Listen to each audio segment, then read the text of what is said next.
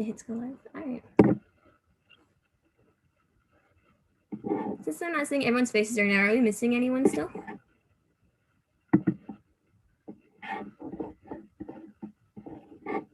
Somebody. Did Michael ever show? Because I know we were missing him earlier. Also, is Dinka going to come today? I don't think she's going to come because I think she's in a conference. Okay. I always check with her just in case. Yeah. I think we're just missing Michael. I think so, yeah. Let me just bring up the agenda. I see everyone's feeling so happy today. Like we have no screens, no talking, so much excitement. We're having a guest today. We're gonna have to get some energy. Just make sure I fix y'all.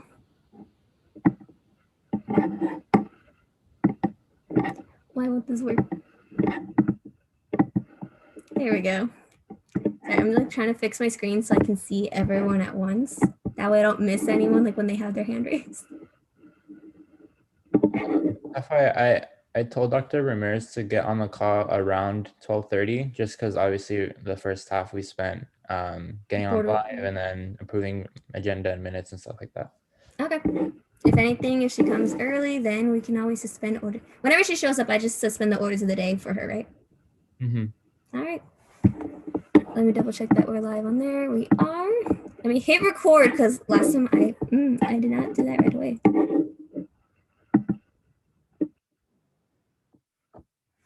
All right, I'd like to call this meeting to order at 12:06 p.m.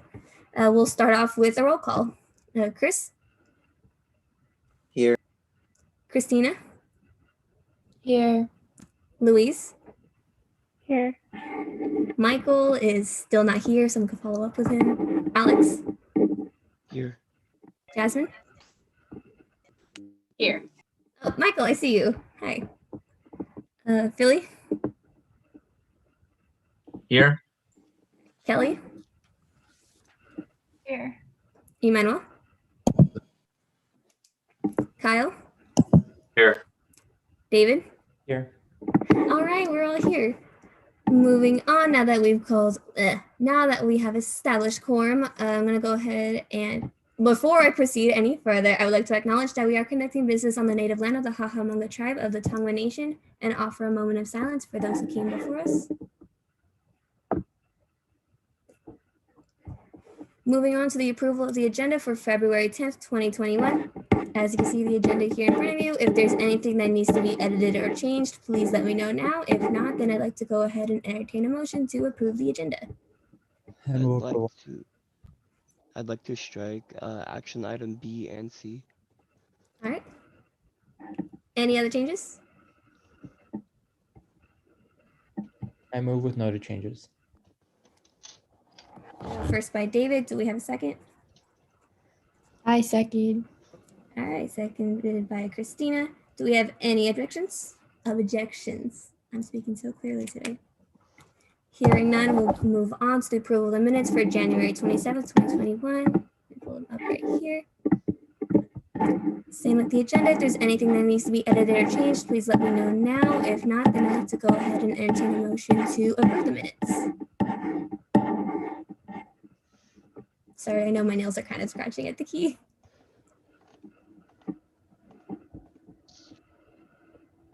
Can I get it first? I move approval.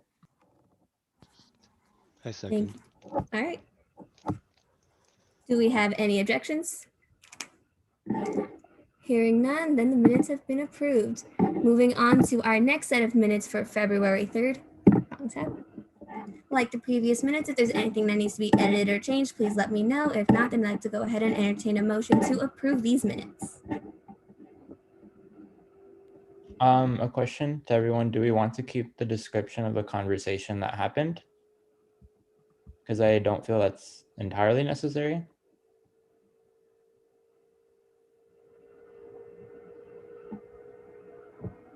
Aren't we having a follow-up with that? What do you mean by follow-up? Like that Like, we have Supreme Council as a standing item. Mhm. Yeah, but again, the description of the actual discussion, it's unnecessary. And I think it would reflect poorly on the students that look back on our minutes. So just strike the description then for that item. That would be my recommendation. Carrie, just want to double check. Can we do that? As long as the group feels that the minutes adequately and honestly reflect what happened, is transparent, then I think you're fine. I think, David, you don't want to unnecessarily embarrass or put people in awkward situations. I think the conversation was valid, but if you would like to truncate it, I think you're fine. Then we can go ahead and strike it then. Okay. For item D, the third bullet point, under purpose, I just want to note that it's a misspelling in the word cook. It's missing the letter C. That's it. Okay, we can fix that too. Do we have any other changes we need to make with these minutes? No? Then I'd like to go ahead and entertain a motion to approve the minutes with the noted changes. I move. I'll second that. All right, we have a first and a second. Do we have any objections? Hearing none, the minutes have been approved. Moving on into agenda item 2, public comment on non-agenda items. I believe we have no members of the public. Can somebody check the YouTube real quick? And it was likely no one, but just in case, sometimes our fan club likes to come. A minute. I don't see anybody yet, but I know there's a lag, so. Okay. Thank you, Chris. Then we can go ahead and move on to agenda item 3, introductions and reports. For board reports, I'll go based off who I see on my screen. So up first, we have Michael. Do you have anything you'd like to report? Can you hear me? Yep, you're good. I just want to report that I met with Carrie. We went over the policy that I was working on, and I'm still working on it, but I got some good insight from Carrie and a good direction to continue with it. And that's all I have to report. Thank you. All right, thank you, Michael. Up next on my screen, we have Emmanuel. Do you have anything you'd like to report? No reports. Thank you. All right, thank you. Next up on my screen, we have Alex. Do you have anything you would like to report? So I met with Carrie and Louise, and we reworked 2 of the Welcome Week budgets. But since we had to rework those after we sent out the agenda, there is a need for a special meeting later this week so that we can order everything by Friday. I'm working with Chris on his inter-club games, and I'm working with my committee to get more ideas for that. And then I think that was everything. I could be missing something, but I think that's everything. Yeah. All right, thank you, Alex. Up next on my screen, we have Chris. Do you have anything you would like to report?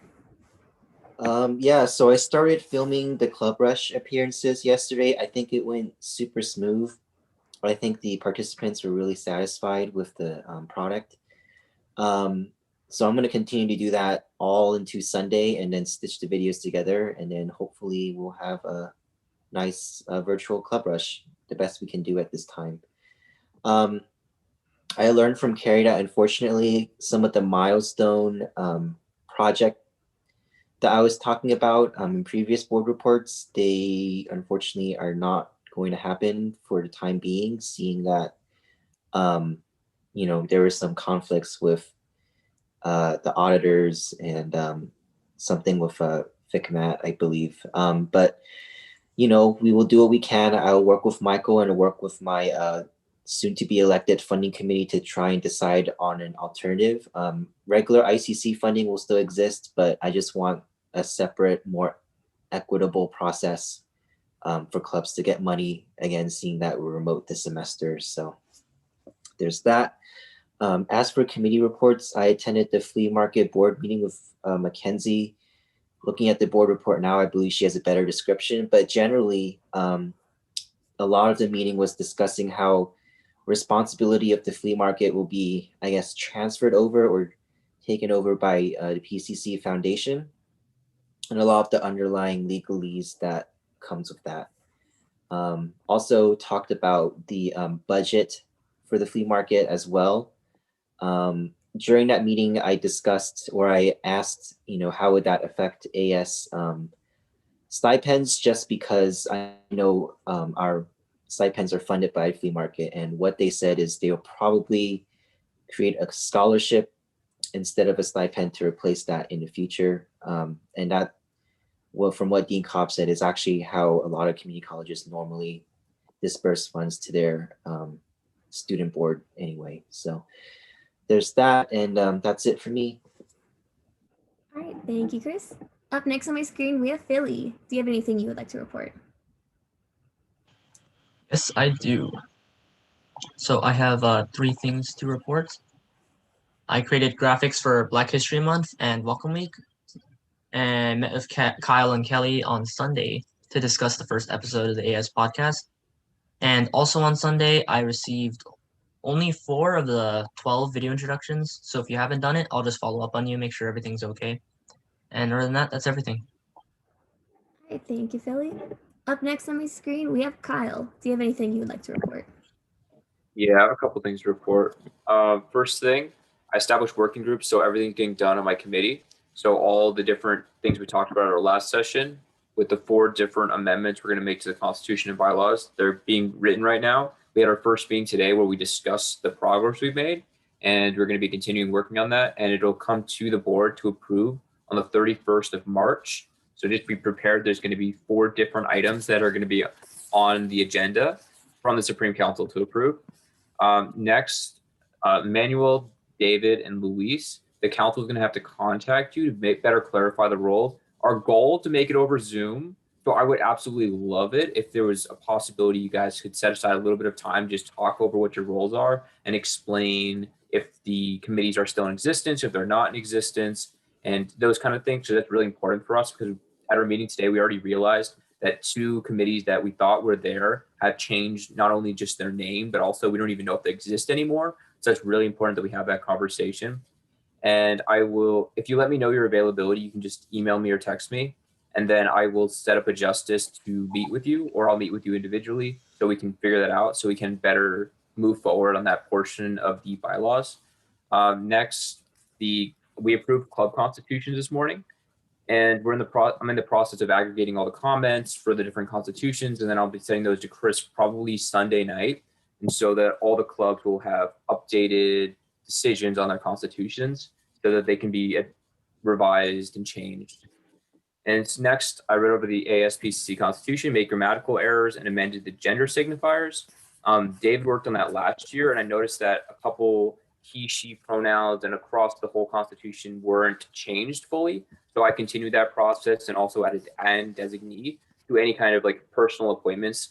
So for example, if somebody was chairing or was supposed to be a part of a committee, now there's an option to be or designee, so they can appoint someone to fill their role if they can't come. For example, they're sick or something like that.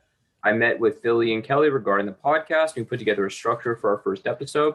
Philly just released 2 different Instagram stories, which I would love if you guys could possibly go out there and share them with any of your friends, anyone who'd be interested, because our goal is to get as many students possible and to finish the filming of the student portion by the end of this week or the beginning of next week, so I can have a conversation with Sheila Rose. And on that note, I reached out to Sheila Rose, and she's willing to come onto the podcast, talk about the different programs at PCC. She's also interested in partnering with AS on the podcast. I'll explain more on that later after we've got that ironed out. The last thing I have here is that our first episode is going to come out on March 14th. So if you have any friends who'd be interested in possibly talking on the podcast about their concerns coming to PCC or just entering college, we would love to hear their opinions. And on the opposite side of that, if they have any tips about college and the different strategies that they use to navigate PCC and college in general, we would also love to hear that. And that is the rest of my report. All right, thank you, Kyle. Up next on my screen, we have David. Do you have anything you would like to report? Just one thing. So me and Christina met on Friday with Dr. Hannes and Dean Michael Young, who's the Dean of the Health Sciences Department.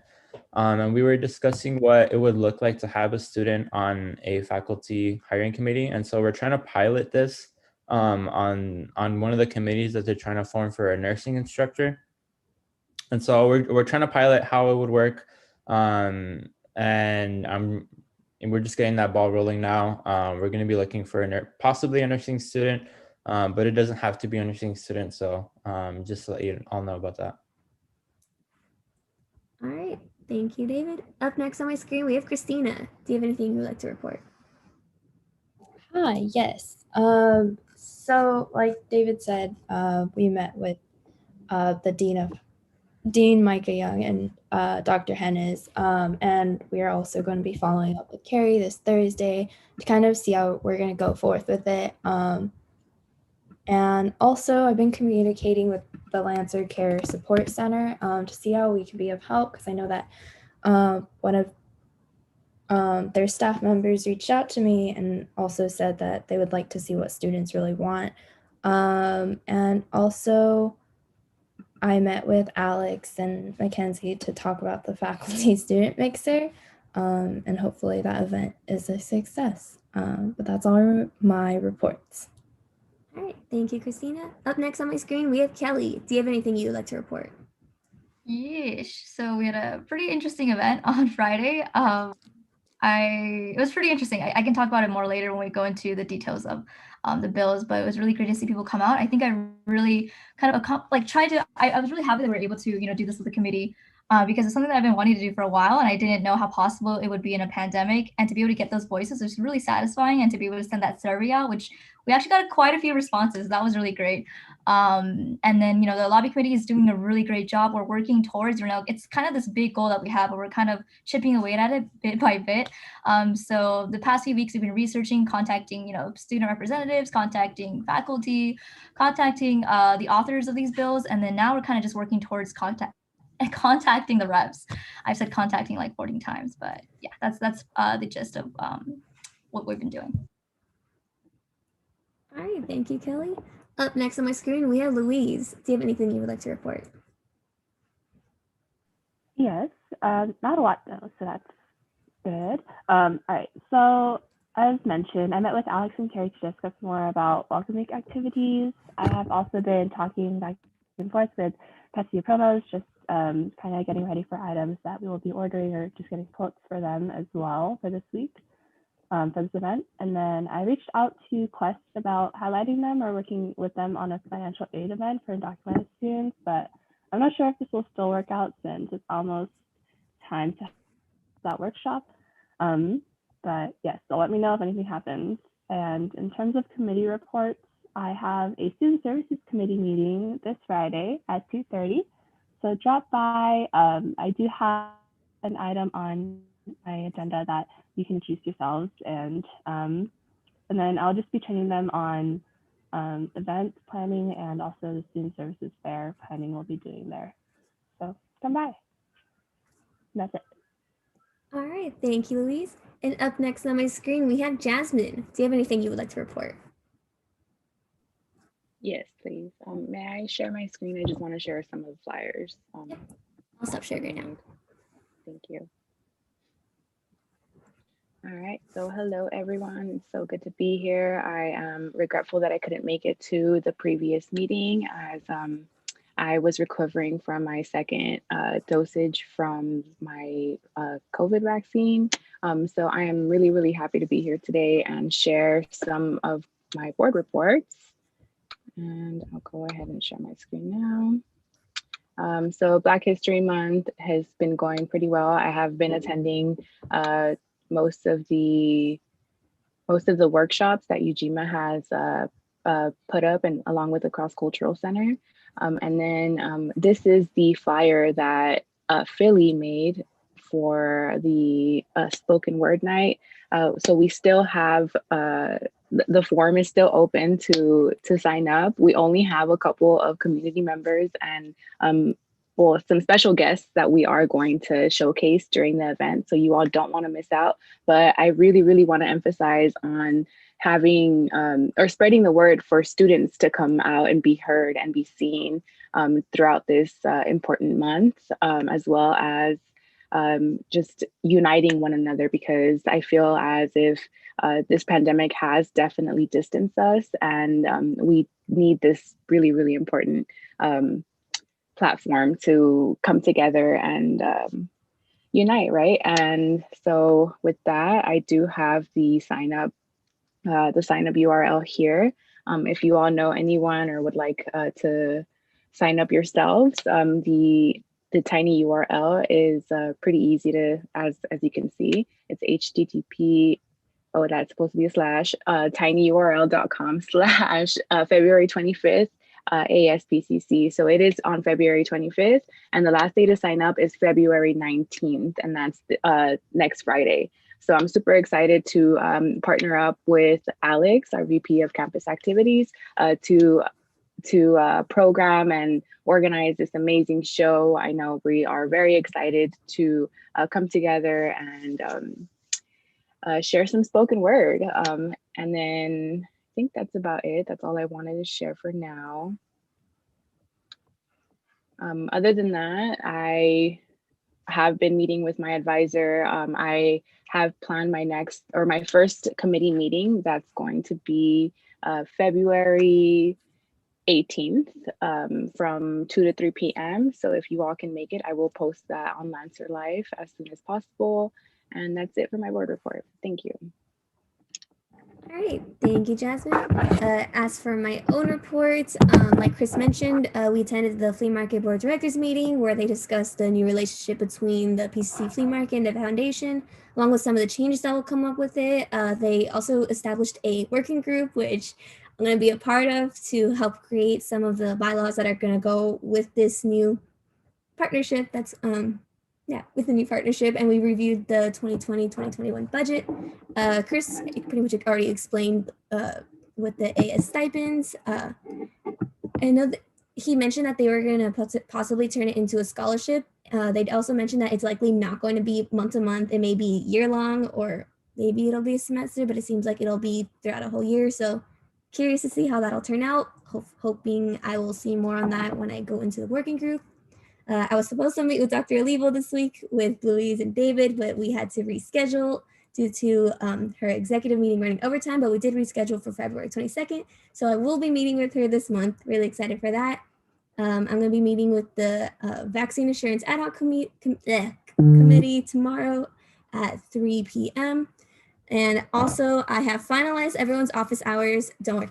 I wrote everything down and split everybody up in some different ways and gave some different options. I'll talk more on it when we get to that agenda item. Don't worry, for everyone who does not like my handwriting, I did make it a spreadsheet, so it'll be easier for everybody to see.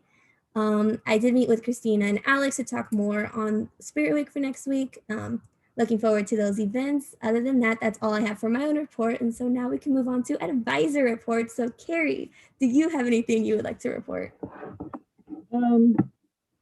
Just that I'm really pleased. We'd set a goal to have all of your events kind of planned before the end of the semester, and I think we're well on their way. So I'm really pleased with that.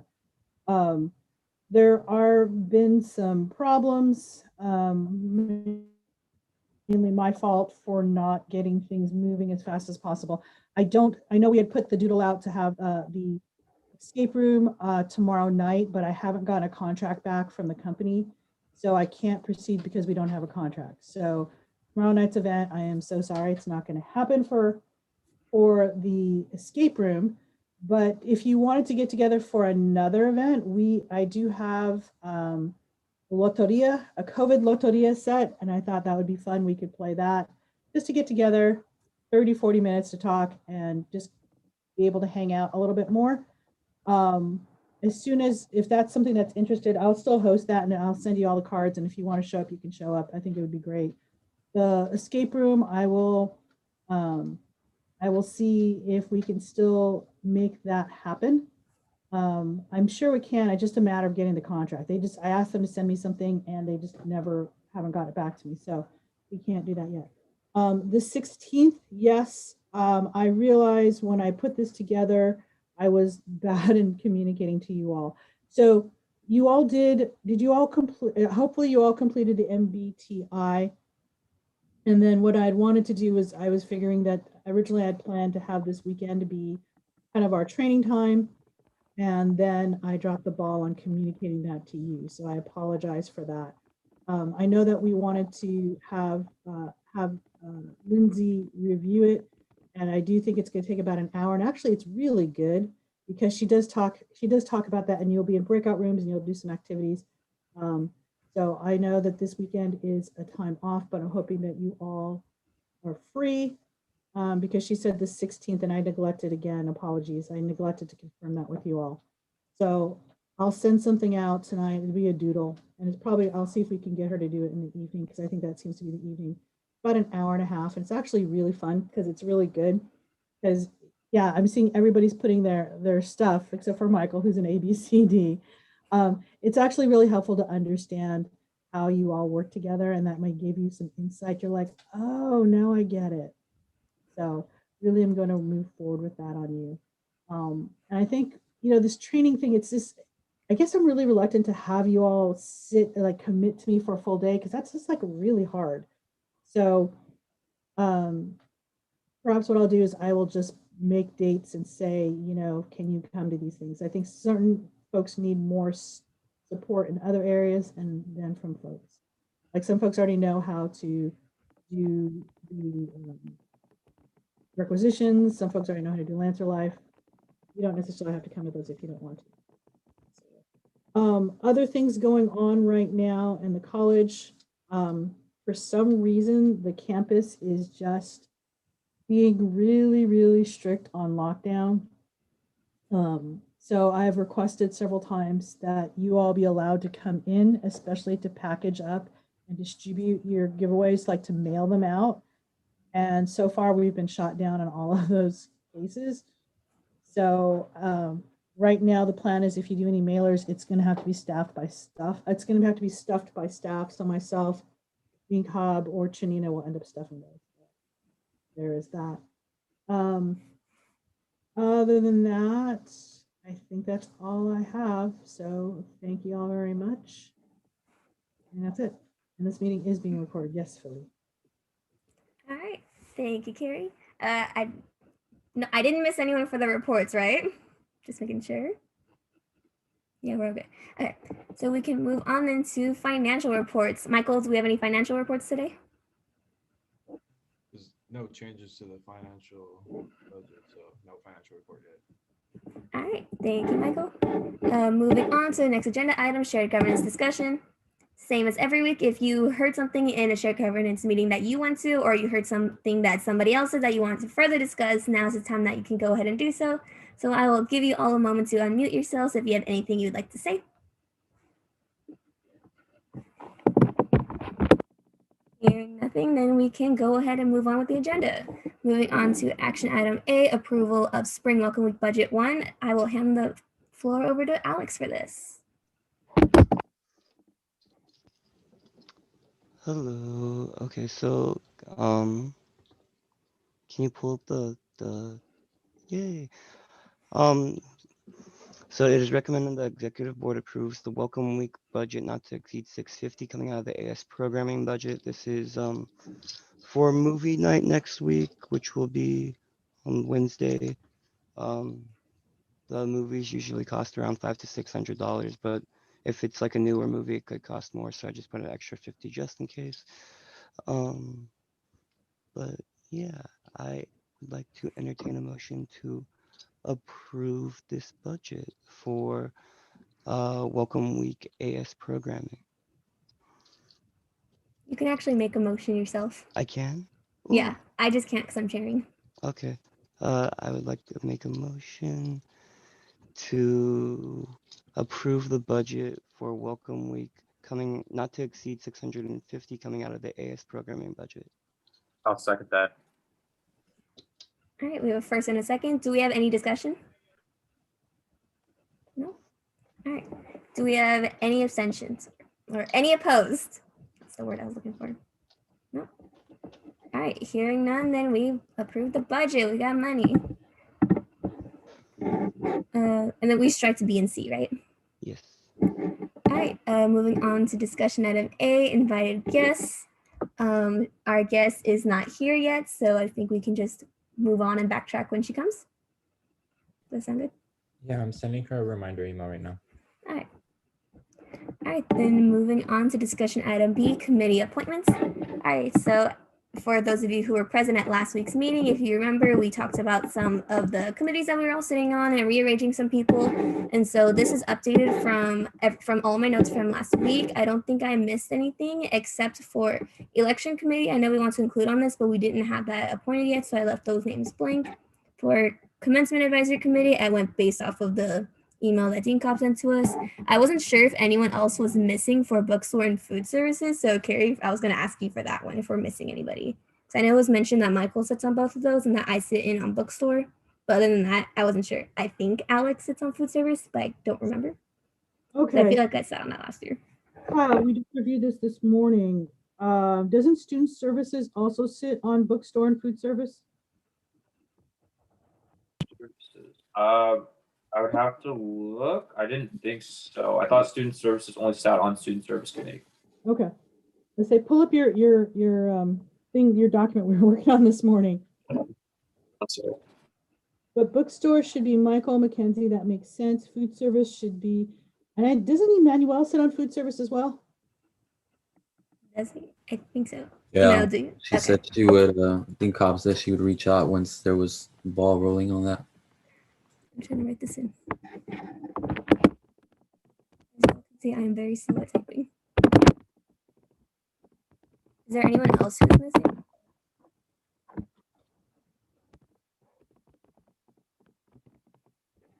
And then I took note of everyone who decided to find alternates for the committees they were sitting on. Like I know we switched Phil and Christina for a couple of them, so I just want to make sure we're doing good. Okay, Louis, so you do sit in on I was bookstore. wrong. She sits on parking, bookstore, and student service. Yeah, so bookstore, not food service. So yeah. It was bookstore and which one? Parking and student service. Okay, let me just type parking over here. Mackenzie? Yeah. I'd like to move to suspend the orders of the day to move back into invited guest item. I see your motion. Do we have a second? Second. All right. Do we have any opposed? Hearing none, we have suspended the orders of the day. Hello, Dr. Ramirez. It is nice to have you here Hey. today. Thank you for having me. This is great. I really appreciate the invitation, and it's wonderful to see you all, to actually see students. Yeah. Thank you for coming. Oh, sorry, David, I cut you off. Yeah, thank you so much for coming. It's not every day that we get a no VP of instruction. So it's really great to be able to be the first AS faces that you get to see from our school. And unfortunately, it's virtual. Maybe one day, hopefully one day we'll be able to meet in person. But yeah, thank you so much for coming. I look forward to that. So we're hoping that maybe you could tell us a little bit about yourself and what it is that you do here at the college. And then afterwards, we can go ahead and introduce ourselves and what our roles are as well. Sure, thank you. So just a little bit of background on myself. I grew up here in Los Angeles. I grew up in East LA, went to Garfield High School. Many of you may be familiar with that. And then East LA College. From there, I transferred to UCLA. I was a chemistry major. Got my bachelor's in chemistry and then transferred to Cal State Fullerton. By then, I had already started my family. So I was married and I had a little boy. He's 22 years old now. It's been a long time. And then when I started doing my graduate work at Cal State Fullerton, I really liked working in the lab with the undergrad students and being kind of a mentor and a lab instructor for them. I was a lab teacher there, a lab professor. And I said, I think I'm going to keep teaching. I really liked it. I thought I was going to be a research scientist, but that didn't work out. I mean, I don't regret it. I had a lot of great experiences doing research. For any of you that are in the area of STEM or anything close to it or anything, doing research is really valuable, whether it's in psychology, sociology, and the sciences, whatever it is. If you can do research projects, that really goes a long way in learning about how those disciplines work and getting to know people, networking, and just building your self-confidence. I would let you all know that that's a great experience if you ever have an opportunity, take advantage of it. And then I started teaching at Fullerton, and then I got a full-time teaching job at Bosco Tech. I don't know if any of you are familiar with Bosco Tech. It's a private Catholic high school here in San Gabriel Valley. So I taught there for a couple of years, and then I transitioned and I started teaching at ELAC. I started teaching chemistry there, and worked my way up from a faculty member to a dean to a department chair and eventually a vice president. And then it was time for me to kind of spread my wings. That was my alma mater. That was kind of where I grew up. And so I started looking for something outside of East LA College in that big district. And I transitioned to Rio Hondo. And I was there for 3 years as vice president of instruction. Rio Hondo is a smaller campus, as if you're all familiar. It's also a single college district. And so then I had an opportunity. I saw an opportunity at Pasadena. And I said, well, I think that's something I want to try. It's a bigger campus, a lot more dynamic, and a lot of prestige here. There's a lot of good things that Pasadena is known for. And so I had the fortune of being able to join your community. And so I'm really excited to be here. As a vice president of instruction, I work most directly with administrators and faculty in the instruction area. So making sure that we're offering the right classes, that we have faculty that are qualified, that we're doing everything we can to support you in the classroom, whether it's the library, the tutoring center, support centers, anything and everything having to do with instruction. And so that's kind of all under my purview. I have a team of about 12 deans over different areas that work day to day with the faculty and many times with students to make sure that we're doing the best we can to support you. Thank you. Thank you so much for that. I don't know how much of your experience at Rio Hondo you have working with their AS, but at PCC, we really like to have our liaisons within our organization. And we really like to be engaged with all levels of college governance. We love to have to spread that student representation as much as we can. So your liaison would typically be our vice president of academic affairs. Okay. Be Christina. I think that'd be great to segue to Christina first, just because that would be the person that you would be most familiar with. Okay. If you want to start, Christina. Oh, with me. Okay. I just start by introducing myself. I'm not sure if you remember me, but I was a part of the interview process. Oh, okay. Definitely a long process. But hi, I'm Christina. I'm currently serving as the Vice President of Academic Affairs, and you will probably see me at like Academic Senate meetings or calendar committee. I often sit on these committees like everyone else does, and we all love to have a lot of student representation on these committees so that we can be able to kind of show the committee like stuff from our perspective. But I'm so excited to start working with you. I know spring is going to be, it's just right around the corner. So I can't wait for any events or any changes that you will be making. Okay. Look forward to meeting in person.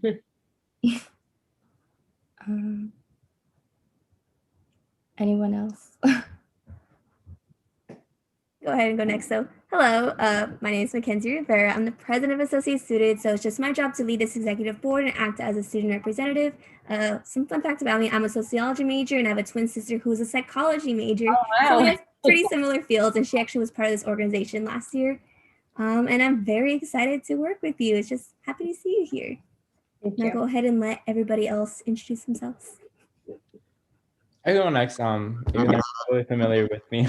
My name is David. I'm the student trustee. I am a third year here at PCC. I'm an econ major. I like to say that I love your last name, Dr. Ramirez. I have an aunt named Laura. So I was like, for a second, I was like, wait, is this okay? But then, but yeah, I'm so excited to see more Hispanic representation on our administration, and that's really great to see.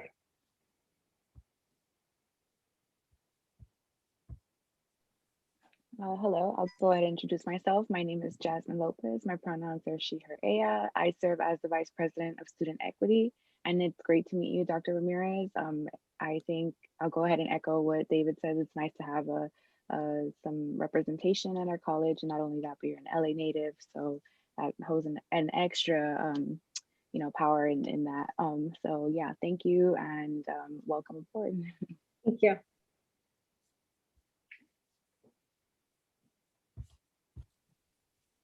I'll introduce myself. Hi, I'm Kyle. I'm the Chief Justice. So basically, I'm the person who regulates our documents, so our governing documents and anything related to that.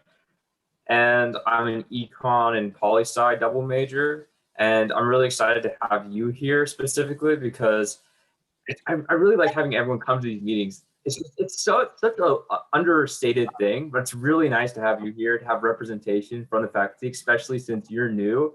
And I don't know, it's really nice to have a feel for the community. So I'm really happy that you're here and you came today, and I'm excited to see everything that'll happen. Thank you. Good to meet you.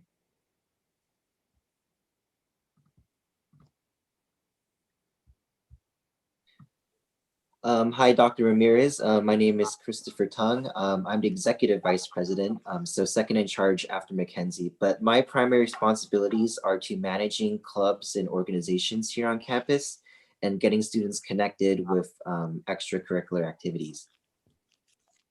Nice to meet you.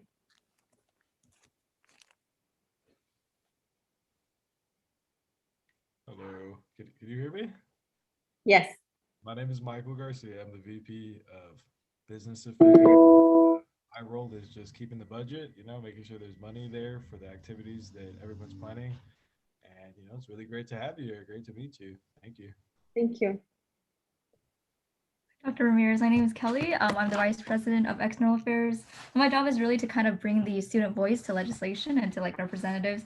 And really interestingly, we just did a survey and a lot of them have concerns about academic preparedness, and they have a lot of, I guess they have a lot of aspirations as to what could be as an academic institution. I know we've held that for so long, and I'm just excited to see the amazing work that you're going to do and to work together with you.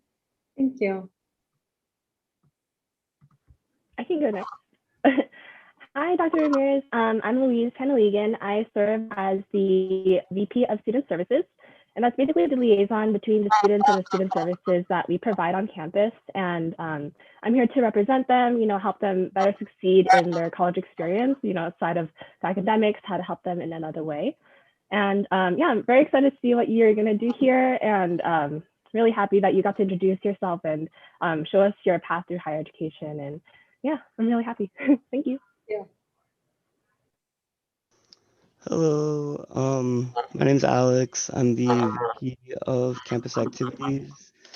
My job is basically to make sure everyone feels like PCC is like a coherent community outside of the classroom, and make sure everyone has a good time.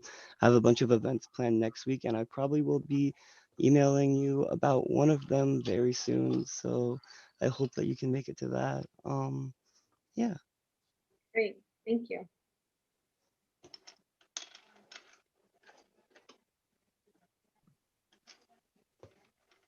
Is that everyone? Has anyone not gone? Hello, Dr. Ramirez. Nice to meet you. Thank you for joining us. I'm sure you've impacted a lot of students with all your experience, multiple schools. Look forward to connecting with you. And I am the VP of Sustainability. If there's anything that I can help with, please reach out as well. Thank you. Thank you. Hey. Hi, Dr. Ramirez. My name is Felicius Lee, and I am the Vice President of Public Relations. So basically, I manage stuff like our social media, and I do outreach. And so if you ever need something to be disseminated to the student body, I got you. You can send it to me, and I'll help get it out to students. Thank you. I think, is that everybody? Yep, just you, Carrie. Well, welcome, Dr. Ramirez. My name is Carrie Fuso, and I get the privilege of being the advisor to this group. I'm a student life advisor at the Office of Student Life, so I work with Rebecca Claude and Vice President Melita. So welcome, we're happy to have you. Excited to have another San Gabriel Valley native. I was like, yes, let's go. I was down the street. I went to Shore High School. So we're not rivals with Garfield, but I certainly have been to the Turkey football game at Eli. So, and I'm also a Titan as well. So I'm like, yay. Hey, that's great. Go Titans. That's right. We're very happy to have you. The students, they didn't do themselves justice. They sold themselves short. They're an amazing group of students, very involved. A lot of them sit on shared governance committees, and they're very good at making sure that the student voice is heard. I think they're going to be speaking with you later also about hiring committees and making sure that the student perspective is represented, and and they can give their input on where they can. So email me. I know all the students, including Mackenzie, is always open. If you ever need any help, just please reach out to us, and we're here to help you and work in partnership and making sure that the students are served. So, especially now with COVID. So, thank you so much and welcome. Thank you. Right. Now that we've gotten to go ahead and introduce ourselves, now's the time that we can open the floor for questions. So, Dr. Ramirez, if you have any questions for us, or for the group, if you have any questions for her, now's the time that you can go ahead and start asking questions.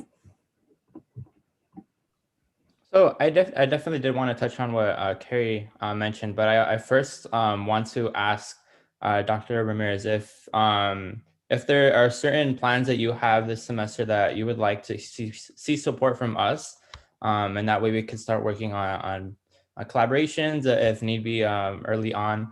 If there are any certain plans that you have that you would like for us to support you in. I think the one of my main concerns, and I would like your feedback more than anything on how you see it or how you perceive it as students, right? Is that many of our classes, when the pandemic hit, got converted completely to DE, like DE courses where students had little to no contact with faculty. And I always wonder, how that has impacted the ability for students to be successful in the classroom. Because I feel strongly that that's probably, me personally, one of the hardest ways to learn. Many people are very disciplined and they can do online fully by themselves by just, taking the initiative. But sometimes you need a person. That's what we have our professors for, right? You need somebody that you can connect with. And so one of the things I want to do is, number one, start to have some, I guess you could call it DE classes that have a live fixed time and day. And so I've heard different things from different people. One is, well, that's not good because students are not available. They want to be able to just drop in and out whenever they want, regardless if there's a faculty there.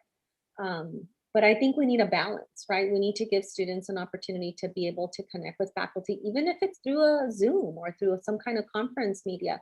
But there should be a time and a day and a time where they feel they can be connected and ask questions specific to whatever they have. It could be just almost like an office hour, but something that you have that connection with. So I'm looking to maybe do some more of that as opposed to being fully DE. And then start to think about what we can slowly bring back to campus. I think it's really important that we start letting students know, hey, we need to come back. We need to be here. For example, we're going to try to do some lab sciences over the summer. We're still planning. We don't know what's going to happen. But if the county allows it, if the Department of Health allows it, if we have everything in place to keep people safe, those are the types of programs that make a big impact, especially me with my background. I know the value of being in a lab and getting that hands-on activity is really important to be successful when you move on, right? Because my goal is everybody moves on, whether it's to the workforce or to a four-year institution. Everyone's going to do something beyond PCC to help them advance. And so even if you're going to the workforce, then you need to know what it's like to work with whatever tools, equipment, environment that you're expected to know. And if you're going to a four-year institution, you know what it's like to be in a science lab, to be in a computer lab or an electronics lab, whatever it may be. So that's something that we need to be able to communicate to students, that we want to do this and we want to do it safely. So I'll definitely reach out to you during the spring to talk about that and what it's going to look like. Thank you. And I don't know if Candace had shared with you, because last semester she did plan on opening up a study hall that would be opened up for students to come and just study and do their homework, and perhaps some services also being provided there. Have you heard personally of any updates of that coming back? That's one of the areas that I'm hoping to bring back. Potentially, we need to make sure we have all our PPE and all our policies in place to make sure we can maintain it as, clean and hygienic and social distance as possible.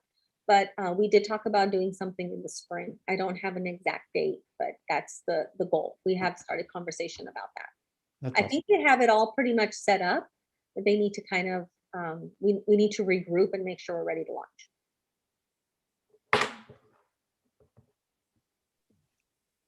Dr. Ramirez, and maybe I know you had kind of like a question there as to the student opinion. I think for David and I, we're a part of SCCC, and what we do is kind of gather like student opinions from not only PCC, but also like local Los Angeles community colleges. And I think the general consensus that I keep hearing every time we have a delegate assembly or a meeting is that, these professors aren't holding office hours and they're not able to have that one-on-one connection because they don't only see school as an educational institution, they also see school as like a home, right? It's somewhere where they can find mentors, where they can feel that connection with somebody that is, in that field, and they can develop those relationships for further growth. And I think that's something that students are really missing out on, and me personally as well. Maybe that could offer some insight as to how the students might see this. Thank you. That's my suspicion, right? Yeah, I think that's valuable, very valuable to have that connection. We are meant to be a community.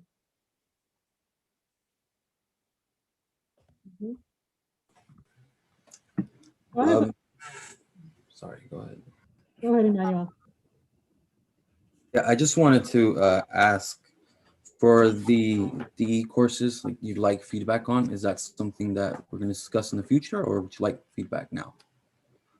We can discuss it in the future. Again, This is still very preliminary. I just got here and I just started the conversation with everyone. So nothing's set. We're just talking about, how do we do this? How do we make sure we do it safely?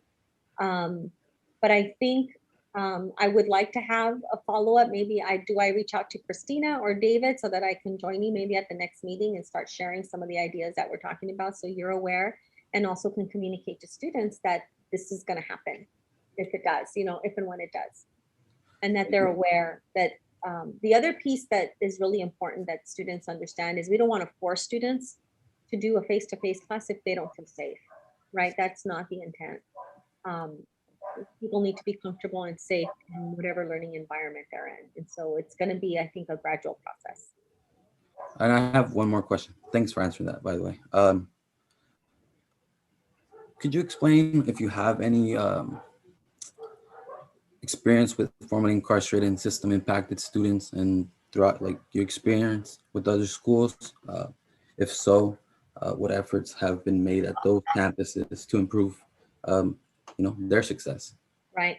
So when I was at ELAC, it wasn't directly under my purview, but as an organization, I worked with Student Services that launched a program to support formerly incarcerated students on campus and to give them a space and to give them services, whether it was counseling services, also guiding them into academic fields or into fields of study where they would not have problems joining the workforce, because that often is one of the barriers for people that have been formerly incarcerated. And then being able to provide them any kind of legal help or support to help them navigate whatever they may have still pending. So for example, when I was at Rio Hondo, we did a expungement clinic. And so we had attorneys come to campus about every 3 months. Students and community members made appointments. It was a free service through the district attorney's office, and they offered expungement clinics, and it was on the spot. So they had access to be able to look up somebody's history on the spot and let them know this is what you need to do to have a record expunged, or whatever process they needed to follow up on to make sure that they were able to successfully reintegrate back into society, whether it's in school, in the workplace. So there are things like that that we as a college can do. It's about building the connections. I don't know if Pasadena has done that here, but that would be something that we can start to talk about, is how do we bring that type of service to the campus? Great, thank you, appreciate it. I was just going to jump in, Dr. Ramirez, and I was wondering if you could share with the group what your overall vision is. You're starting fresh. It's kind of your opportunity to paint this picture. And I think I understand how right now we're dealing with COVID, we're trying to get ourselves up, but like in a larger perspective, what do you envision your role and what do you see happening or what do you want to happen as the academic vice president here at PCC? So there's two things that I'm very passionate about. And one of them that I think is first and foremost is helping students know how to navigate from their educational experience into the workforce. For me, as a, I started working at a very young age. I started working when I was 15. As soon as I could get a work permit, I started working and I've never stopped. I've always been a full-time student and a full-time employee. And it was very difficult. And it required a lot of sacrifice because it's hard to maintain a high GPA. I didn't get A's in all my classes. I had to work extra hard because I had another commitment, which was a full-time job, and not because I needed money to have fun. I needed money to eat and pay bills.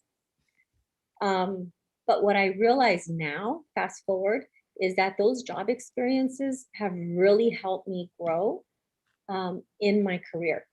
Like, believe it or not, I had so many different jobs. At some point in my career, I can tap into that experience. I worked at Kmart, I worked at H&R Block, I worked at a bank, I worked at a medical office. All those experiences in and of themselves, it wasn't a career I chose, but I learned from it. And I think that's really valuable. I learned how to put a resume together. I didn't learn that in school. We try to do that now, but it was by people helping me. Look, this is how you put a resume together. This is how you interview. This is how you show up to an interview. Those types of things, I think young people need more and more help with. That's one of the things that I think is really valuable. And yeah, sometimes you need somebody to tell you, this is how you write a letter. This is how you write an email to an employer. That goes a long way. So I think helping our young people get into the workforce is really key. They don't have to wait till they graduate with a 4-year degree. We need to start doing it now. And that goes across all our disciplines. And another one is helping people realize through academics, through guided pathways, for example, how to carve out your own career. I'm trained as a chemist, but guess what? I haven't worked as a chemist in a very long time. Still teach every now and then, but I don't do that as a profession, right? And you're gonna find that with a lot of the people that you see in a position or in a role that you're like, I wanna do that. Ask them what their education is. Most of the times that's not what they started out wanting to do, right? You have to be able to kind of roll with the punches. And so that has to do with learning about how academics works, how transfer processes work, making sure that as an institution, we're making sure students have credentials, degrees, and certificates that are valuable. That means something. So the workforce preparation and having valuable degrees and certificates that students can lean on are my main goals, my main big vision. Awesome. Thank you so much for that. So I have another meeting right now. I'm so sorry.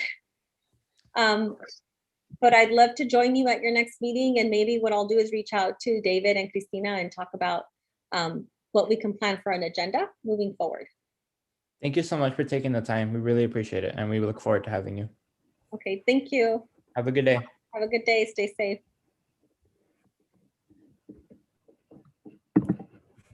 All right, I'll go ahead and bring back up the agenda. Since we're sort of going to backtrack because I believe we weren't done talking about the committee appointments. All right, Carrie, I think we were in the middle of talking about bookstore, about some of the committees Louise is sitting on, and then the document you and Kyle had brought up earlier. Yeah, I just want to make sure Louise is on. I think we decided she needs to be on bookstore, right? Mm-hmm. Yeah, I wrote her down for it. Okay. Is that everyone else? Did we get everybody? I believe everybody should have at least two committees that they sit on. And then a follow-up for this, since we've updated this doc, do we still need to do the appointments at the end? So I just relist what was changed on here, or how do we go about that? I believe because you are not voting on it, but this is also not an action item. So it's a little bit gray. To be safe, just bring that all up at the end. Okay, and then I see Kelly's hand up and Emmanuel that you unmuted yourself. Did you two have anything you wanted to add in? I just wanted to make sure that we fill in the second seat for the sustainability committee for who we appointed last week. Oh, I didn't add that name in, did I? Okay. Dory, I have her from last week. I'll write it in. With an F.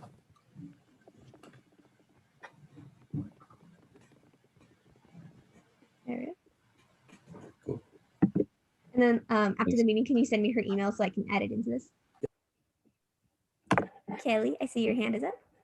Yes, I think so. The election committee, I don't know if maybe I missed it when you guys were talking about it, but could you give me a briefing of what that is?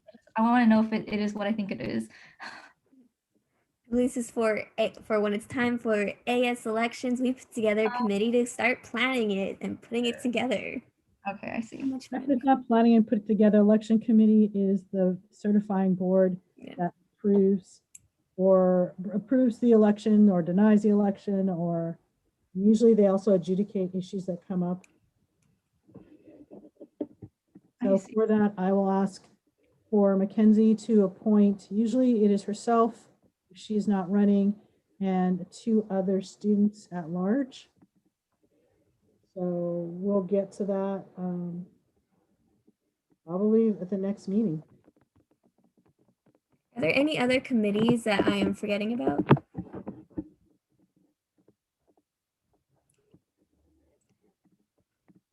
Anyone has anything else to discuss? I'm just adding in this email, so y'all get a minute if you need to add anything in. I have a question. I see that for the campus police policy task force, is that the one that is ran by Dr. Bush? I believe it's, I am not sure actually. Carrie, do you know? When I saw that, that was my question too, because I wasn't sure if campus police is now changed to, there's health and safety, and I'm not sure if campus police is another additional one. Yeah, at the end of that, remember I asked you to see who runs those committees and when those committees are, so we have a complete list. Do we have that at the end of that document? No, not on this one. I was gonna add it to this, but it was making this a mess, so I'm gonna make a new one with Francis. Okay, so who actually sits on that one? Because that is different than health and safety, isn't it? Yes. Yes, I did health and safety last year. Yeah, I'm pretty sure that is the one run by Mike Bush, because health and safety is run by campus police, Matchin. So, and I also think that this is maybe an ad hoc, because I don't think that's a regular committee. I think it was an ad hoc they made from last year, but I don't completely remember because they didn't meet, they only met in like fall. Yeah, I think they're just meeting a few times. So I think that is Mike Bush's thing. Because Francoso is on that, Dean Cobb's on that, right? Mm-hmm. Yeah, and I'm only asking because I know that there hasn't been any student representation in there. So there's people noted, but they must not even have any contact with it. Here on that. And I thought there's students on that. I mean, I see them on there, but I've heard that there's no students even included in there. I can follow up with that. Dean Cobb has been trying and unsuccessfully to get me the information for that committee for the past 2 months now. And I've emailed myself. I've emailed Mike Bush. I haven't got anything back. So it's kind of been like a deadlock. And there's been a lot of issues surrounding that committee. And there's not really much I can do on my end if they're not responding to me. And Dean Cobb's not even getting responses back and getting them being able to be on that committee. So I really don't know what else I can do. Because those are both my committee members on the Supreme Council. So I talk to them about this all the time to make sure they're getting what they're getting and they're not getting anything. How do we, this committee, if there are no students on that, how do we even find out about this committee? How did this come to us? Dean Cobb. Yeah, Dean Cobb mentioned it. And then this spreadsheet originally came from Crystal Colross in the beginning of my term. When we were adding everybody on, she had this shared so she could send out to everybody. So for all the committees that were listed on here, she was letting the chairs know that these are the students that were sitting in on it. And so that's originally how most of us were getting the invites to these meetings. You know what, Mackenzie, reach out to Crystal. Mm-hmm. And ask her, we've not been notified about this committee at all. I mean, and it's been meeting without students. I know they're meeting this week. I just don't know when. So I know they've been meeting, and I believe this is a transparency and a lack of inclusivity issue. She's pretty I fast had at to- responding, so she should respond to us by today if there's a meeting going on. Right on. Then, David, I saw you unmuted yourself. Did you have anything that you wanted to add in? Oh, yeah, I was just gonna say if nothing else works, I can just ask at an executive committee meeting, because they're kind of forced to respond at that moment. So just let me know. There's that too. That works. Do we have any other concerns or anything while we're on this that we need to edit, change, questions? No. All right, then we can move on to the next item. Then let me bring back up the agenda. Next for discussion, item C, Supreme Council. Kyle, do you have any updates for us? I don't know if it's necessarily any updates. I kind of went over a lot in my board report. That's not the word I'm trying to think of. Been up since way too early. But basically, we're doing progress into all the things we talked about before. That includes the emergency amendment. That includes the change to the business affairs bylaws. That's going to be an additional document we're going to add in, talking about equivalency. We're getting more information into the different role alterations. We've already made a few changes for the different AF roles. So just giving one example, Chris's role, we're talking about adding for the executive vice president, the role to manage the website for ICC, all the club database. And also the additional thing would be to send out newsletters. Basically what you're already doing, Chris. We love what you're doing. It's amazing. And we want to make sure that they keep that up because I think it's a really valuable service and job you're doing. So that's just one of the things. And there are other things that we also do. We notice some committee names are different and some of them are not even here anymore. Kelly's supposed to be on, what was it, a policy something group? And I don't think that's here anymore. I have never heard of it. And like those kind of things. That should be an ICC secretary. Yeah, it could be, but it could fall under the job of Chris, and then he could delegate it to the ICC secretary. I don't know if it should necessarily be. I can talk about like logistics later, but that's just an idea that we're throwing around. So in addition to that, like I said before, I went through the entire Constitution, made a couple changes, grammatical issues, and that'll be coming up to the council. Probably our next meeting or the meeting after, I'm going to come to you with just basically grammar corrections to be approved. It's just a formality. Nothing substantially has been changed, but a lot of sentences ended without a period, and that really annoyed me. So I ended up going through it and just adding periods on a bunch of sentences because it was inconsistent and semicolons were off. The spacing was weird. So just those kind of things. And you'll be seeing that next meeting most likely. And that's really it from council. Great. Did anybody have anything they wanted to ask clarification on, more discussion, anything while we're on this item? I'm gonna take that silence to mean no, and we can move on with the agenda then. All right, so next up for discussion, we have office hours, the item you have all been waiting for.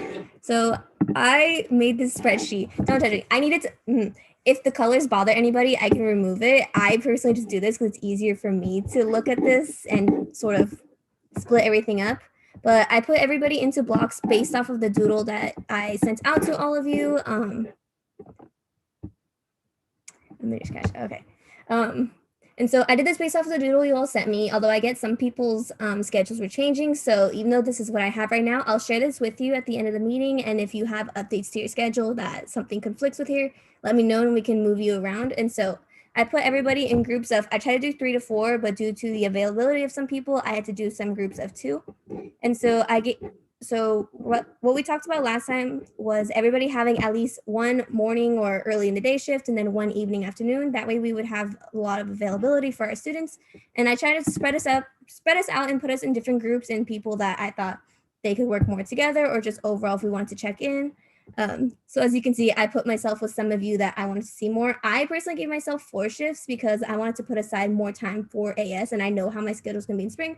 So it's just so I can check in with all of you more and just so I could be more available for students since I know I'm in a position where students are going to come looking for me. So I need to have as many hours as I can.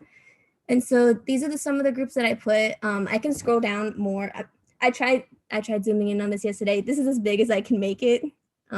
So I can share it also if somebody can't read this right now. But right now, this is the groups that I have for everybody. If you have not necessarily a problem with their group, But if there's something that you need to adjust or change, you can either let me know now or after the meeting. I'm going to be sending this out to Philly, so I'm going to give everybody 24 hours to send me updated schedules if there's anything that needs to be changed, because we do need to put these hours out there, and Philly has been patiently waiting for this. And so if we could actually, not necessarily approve, if we could clarify that these groups are going to work out for everybody by the end of today or early tomorrow, then Philly can do his job and get this out there. Because thank you, Philly, for being patient with me on this. I know you've been waiting for these hours. But yeah, this is what I have for everybody. Does anyone have any questions? And I'll share the link in the chat. I'll stop talking and let you all start speaking. I know I threw a lot at you.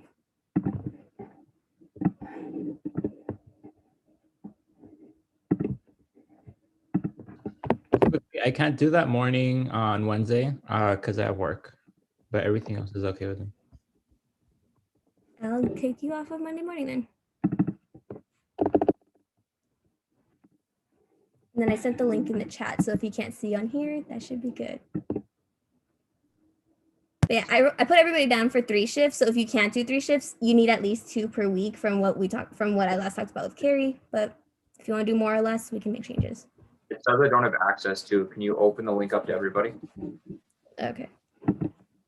What did I do wrong? Yeah. So Mackenzie, this is a question for possibly Chris and you. Mm-hmm. How it would be really helpful to schedule these meetings using the same Zoom address. So that way we can schedule reoccurring meetings so people can, that way they'll never have to learn a new Zoom, right? It'll always be the same one. And we can even adjust it, right? Mm-hmm. But then the question I have is, and this is probably a Chris question, because I know that we use the publicity one. Everyone uses the publicity Zoom account to hold their meetings. So Chris, do we want to move to using Mackenzie's account and establishing this as a recurring, or do we want to use David's account? Because I don't think Mackenzie or David, do you either of you use your account that often? I was just gonna originally offer my account to be used for this, since I go to like 3 meetings a week at most, maybe. So I was just gonna offer my account for the Zoom links. And I was thinking we could pre-make them the week before, maybe like on the Instagram, we can release them. Because I know people's schedules change, like if they have like shared governance meetings they go to, so maybe their office hours conflict for that week. So just something to consistently update and keep promoting those hours. Okay. But that was just the idea I had right now. I don't use mine because I use my Student Senate one. So like even right now, I'm logged into my Student Senate Zoom, and that's premium. So I don't need to use my student trustee one. So feel free to use that as much as you want. Okay. And we might have to use either one of yours as we get committee meetings going and people have dual committee meetings. So. Wait, so I'm still a little bit confused as to why we are we're combining people into a meeting. Is this just so that students can come and talk to more than one member at once, or? Yeah, it's just so they can talk to more than one of us. And so since all of us only get to see each other 2 hours out of the week, it's so we can all get to know each other more too, since we don't get the pleasure of sitting in the office for our office hours. So this is sort of a way of replacing that. I see. Okay. Although well, I know you have a lot of hours yourself. I'm asking because I set up the booking software for everybody at the beginning of the year, and I know it's kind of hard to work with more than a couple people at a time and to schedule stuff like that. But anyway, I'm sure we can figure it out. Yeah, it's just going to require some finagling. Okay, so I think if Mackenzie, if you feel comfortable using your account to establish these meetings, I think that's fine, because I would like it to be the same meeting ID. So that way, and there's a way to not have to use the personal meeting room ID. I think Chris can help you set up a reoccurring meeting.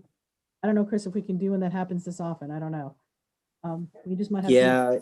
you can. I think the hard part is going to be having it in one pane of glass where everybody can see, okay, this time is with this person and that person, and this time is with this person and that person, and jump into a meeting. So we're going to have to figure out a way to set that up, maybe like a Google Calendar that people can subscribe to, because that's what I do for ICC. So we can also see what Philly can come up with. Yeah, That's true. Really. I sent the so Alex, if you remember last semester with his design skills, he made like a little flyer that we posted at the glass at the front door of the office. So I sent him a copy of that so he can go ahead and edit it, and if we can use that again, I think that would be good. And also, if the time I have you down for doesn't work, like if you have class or anything, you can just delete your name now and either sign yourself up for a different time or just message me on what your hours are so I can place you somewhere. Did anybody else have any comments, questions, concerns, anything about this? I have a comment, but I would like on this to be like an indicator of who's going to start the meeting, because obviously we're all going to have different accounts. It'd be nice. Because then I feel like all of us are going to log on and we're going to be like, oh, there's no meeting starter. But yeah, maybe designate someone to always start the meeting or something like that. I don't know. That might be helpful.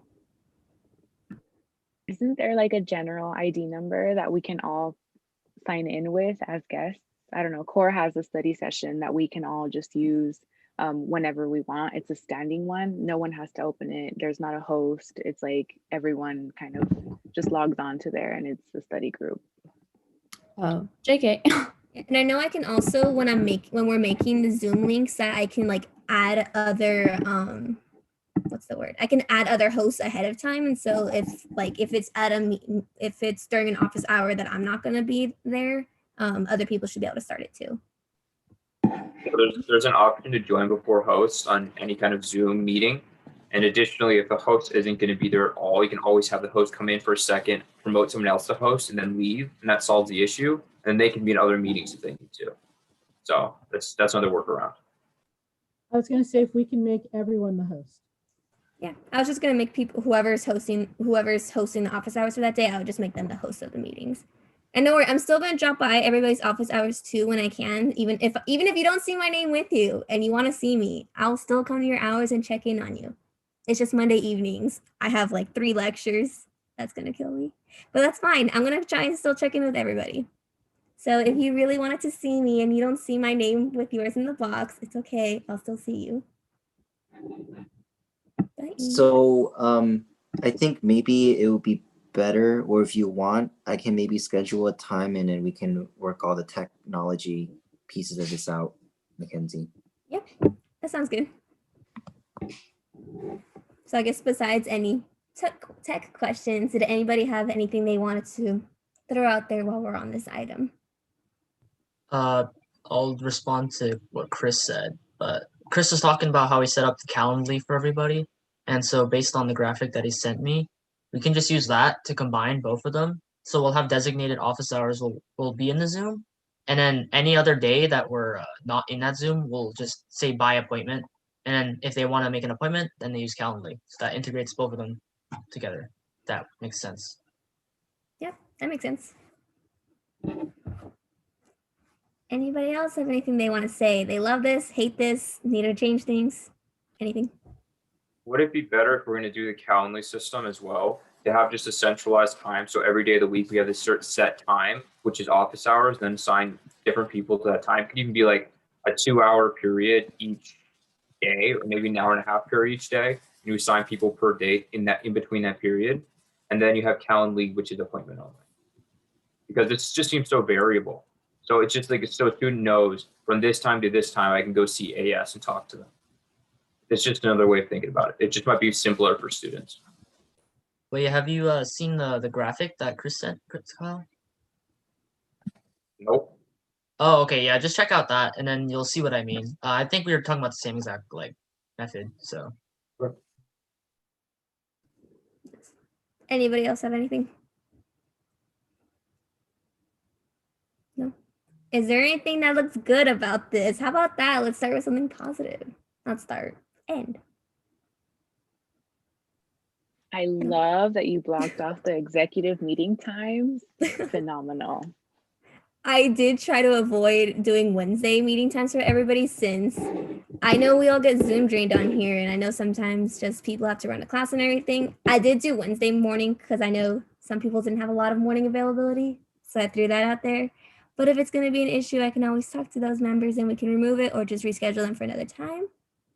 But yeah, that was just my thinking behind this. And I try to put some of the blocks at the same time. So overall, I try to put morning times, like a midday time, so like the 1 to 2, and then later in the evening, since I know everybody has like different schedules with like their classes and work. And so that was my thinking originally behind these hours. If there's a problem with like the hours I put, of course, let me know and I can change them and adjust everything. This is just what I was going based off of the availability that you all gave me on the doodle and just what I found was working. Anybody else have anything they want to add? I'll say this looks fun. I hope people come. I really hope people come. Like I really kind of miss that whole office thing because we don't get to like talk to students that we serve. So this is cool. Yeah. Well, I mean, I think maybe we can have a bigger conversation about this during the tech piece of this, just because it's like, I think for students, the accessibility of it, like having to manage Calendly and then having our own merge scheduling, it just, I think to me it's a little confusing, but I don't know. We'll figure it out. Oh, actually, because I know on Discord, not to bring that up again, you know, because I know we've been talking about it all the time. Discord has like voice channels, and we can just log on to Discord and just people can see that we're available on that channel, and then they can just pop in and talk to us without necessarily having to book anything or click through a link to get a Zoom ID. They just come in very casually and then just unmute and talk. Anyway, we'll talk about it in a different conversation. Christina, why are you confused? Oh no, I was just talking, or I was just thinking when they started mentioning Calendly and this office hours, I kind of got confused. And then I kind of zoned out, but yeah. So this is the other thing, because Chris, can they also put on their signatures for this a note saying spring semester office hours and list the office hours that they're there and the Zoom link so that people can go directly? So I understand, like, you know, trying to get people to negotiate two different platforms. You can say Calendly, Calendar Me or whatever, or you can simply say, you know, spring office hours, and David would put his office hours and then the Zoom link, or book me via Calendarly for those times outside the office. Okay, that's another idea. Okay, I'll write it down, and then I think Mackenzie and I will work out a way that we want to communicate this with people. Yeah, because I know for one of these people that I've been contacting, they have like a banner, which is so cool. You click on the banner and they take you to their Zoom link and it just says loading the Zoom. So it's just a banner and the banner has their face on it, the Zoom hour. It's like a picture that you click on that's at the end of every email. So it's like a signature, and I could maybe send a picture to you guys if you guys want a reference. And I'm also thinking like, Philly, I'm not really sure how this is going to go out on the Instagram. Maybe we can like do like slide throughs of us, like, you know how like Instagram has those like sliding pictures, and it could be our faces, our position, and then also like the hours on there, and then just on the bottom of that Instagram is just that Zoom link, so it's that same link every time, but it could be a swipe through of our pictures and like our position and the time. The problem with having picture elements and interactive elements in your signature is that a lot of email clients will just block that because of, you know, a lot of times a lot of malicious software comes through that way. They don't automatically load images, so it'd just be like a blank square until they click. So yeah, just keep that in mind. I mean, I think it's something we can do, but I know a lot of emails won't load for people because of, you know, automatic security software. Like two people said, you could just offload the work to me and I'll organize it for you and put it in a nice, like graphically, visually aesthetic scene, so then everybody isn't that confused, because I feel like if we all discuss it right now, it's going to be very confusing with all the varying ideas. But for Chris, I'll just say that we already have the office hours link, and so I'm just going to guess that we can link it to a master document that has all those office hours instead of having like too much fancy stuff that gets blocked. And so that's just my idea. I'll discuss with whoever's managing this, and then I'll like give it to you guys in a graphically appealing way that isn't confusing. So Right. Thank you, Philly. Does anybody else have anything they want to throw in while we're on this besides the tech pieces? Because we are going to work on that after. I just want to clarify. These office hours are mandatory hours. to meet as a group, right? And the Calendly link that's already in our emails, that's our personal time That's a we're willing to one-on-one. dedicate to students. Right. Yep, correct. Okay, yeah, I don't see the issue then. Just to clarify for my question in the chat, is this going to be instituted next week? Because I may have a meeting at one of the times. Well, first, Chris and I need to meet to work out the tech. We probably won't be doing next week since it is the first week of classes anyways, and everyone's going to be busy. The soonest would probably be the week after, depending how this all goes, and pretty much depending how the tech meeting goes. But, or it won't be next week. Yep, and with Philly, we'll throw you in with this. Wait, sorry, 1 second. Sorry. Does anybody else have anything they wanted to express concern over on this? No? Carrie, any final thoughts on this? Oh, sorry, Christine, I saw you were unmuted.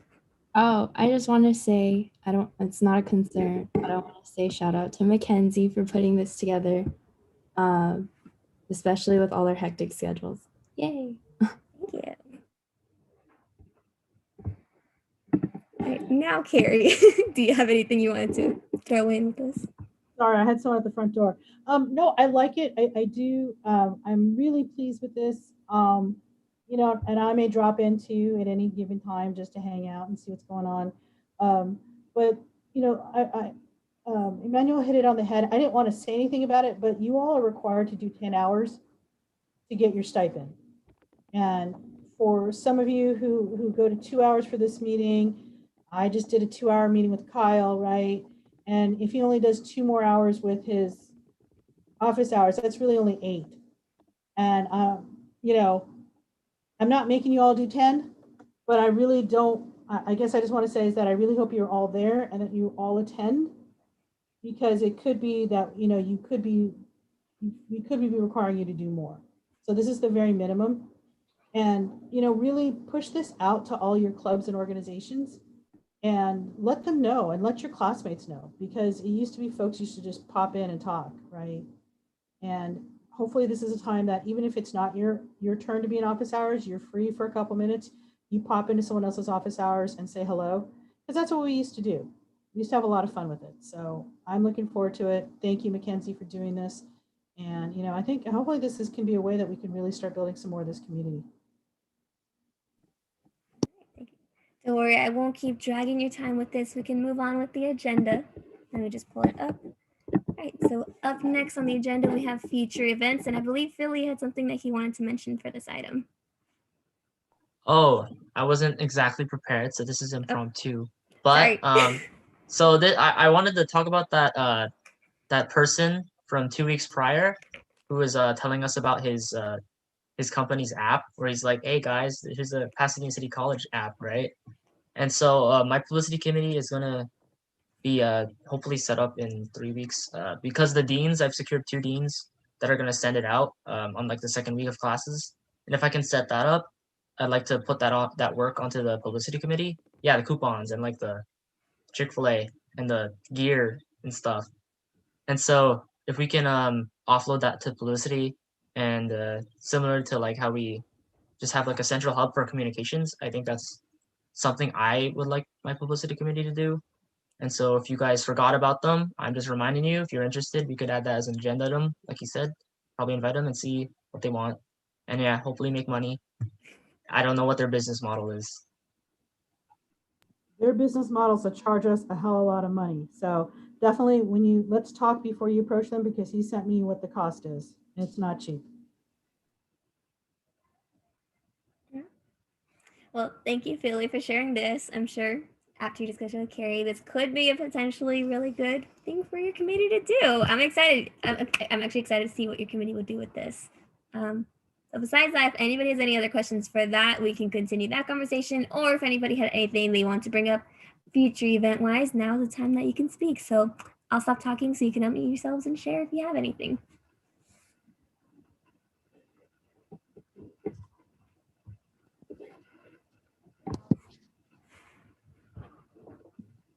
Anybody having an event coming up they need to discuss? Anything you gotta do logistics for? Did y'all do your ARFs? Not everyone's done their ARFs. All right, that's gonna be your homework for this week. If you haven't done your ARFs yet, you gotta start doing them. If you're having a hard time with it, you can reach out to me. You can reach out to anybody here who's been doing those events. Just don't worry, we can all help each other out with filling them out. If you're not sure what to put, you can also just ask me. I've been doing this for like 2 years now. I can help you fill it out. Anybody have anything they want to bring up while we're on this item? No, just wanted to make sure that Carrie received mine. I know mine was like incomplete or like waiting for, I don't know what it was doing, but I finally submitted it. Carrie, did you get that? No, sorry, what did you say? I finally submitted my ARF, but I just wanted to make sure that it was submitted completely, because I guess it wasn't complete the first time I tried to submit, and that's why I didn't go through. Yeah, I did get your ARF, and I think there's a question about the budgeting piece that Matthew added. I was going to ask if he and I have a meeting after this meeting. He and I have a meeting, so I'll ask him then. Okay, sounds good. But I think right now the only ARFs I have right now are for Alex and you. And I think a lot of other folks have talked about programs, but I haven't seen those ARFs. So we need to get those in. I'm pushing you because I want you to have your spring schedule set, right? So that way we know what's happening and we can make these plans. I've heard a lot of different academic programs. I've heard about financial programs from, the podcast and things like that. Oh, the podcast, I need an ARF for that. You can do one for the entire thing, okay? And that should include a budget, so that way we can have a record of that. But For the podcast ARF, what dates were we doing for that? Because it's kind of like consistent. yeah, I'm okay just putting to be determined, because what I'm going to be looking at, the larger issue is the budget. That's the larger thing, is that we count for the budget and that we have it approved. The budget's already been approved. Yeah, that's right. But we need to have, so the way we keep track of that is through an ARF.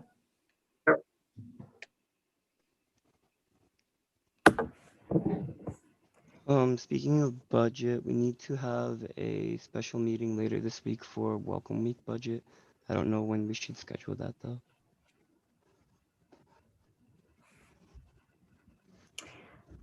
We can always, did you need to do it before Friday or could you do it on Friday? That's a great question, Louise. Did you know at what date we needed to order by? So they emailed me today. Actually, they called me and emailed me today, telling me like, I think it's best we order today, but that's not gonna happen. So the sooner the better. Yeah, the sooner the better. But I know tomorrow might not be good for everybody unless we want to use that time that we were gonna use the escape room for.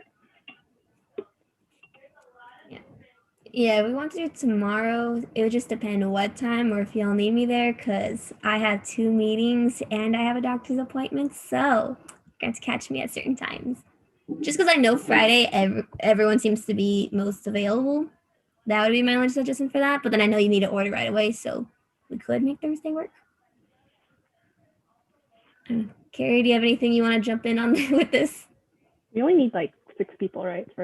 Yeah, you only need 6 people to do this, and unfortunately, David and Kyle, we appreciate the input, but you don't count for that 6. So, yeah, if you all could do it sooner, but at this point, I think we need to schedule it. We need to do a special meeting. It can't be. I'm not going to call it an emergency, so it's not 24 hours. So you need to do at least more than 24 hours in advance, preferably 48. So. Were you looking at Friday? Is that what we're discussing? Yeah, we were just going to be possibly doing Friday, since that's when people seem to be available, and I know we have to do like the certain amount of hours before to send the agenda. Yeah. So let's go for Friday. My schedule, if we think we can get 6 people. Looking at my schedule. I have a meeting at 9. I have meetings in the morning. I'm free after 2. I'm free after 2? Yeah. Free after 2 Friday. Do we have at least 6 people free after 2? Raise your hand if you are.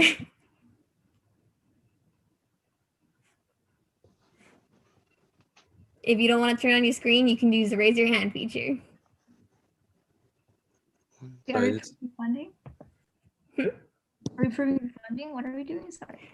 For Friday, we need to do a special meeting to approve a budget. So it won't take up a lot of time. Yeah, I can be there. The only thing on that budget will be approval, only thing that will be there will be the approval of the budget and nothing else. So no reports, nothing, it should be 15 minutes.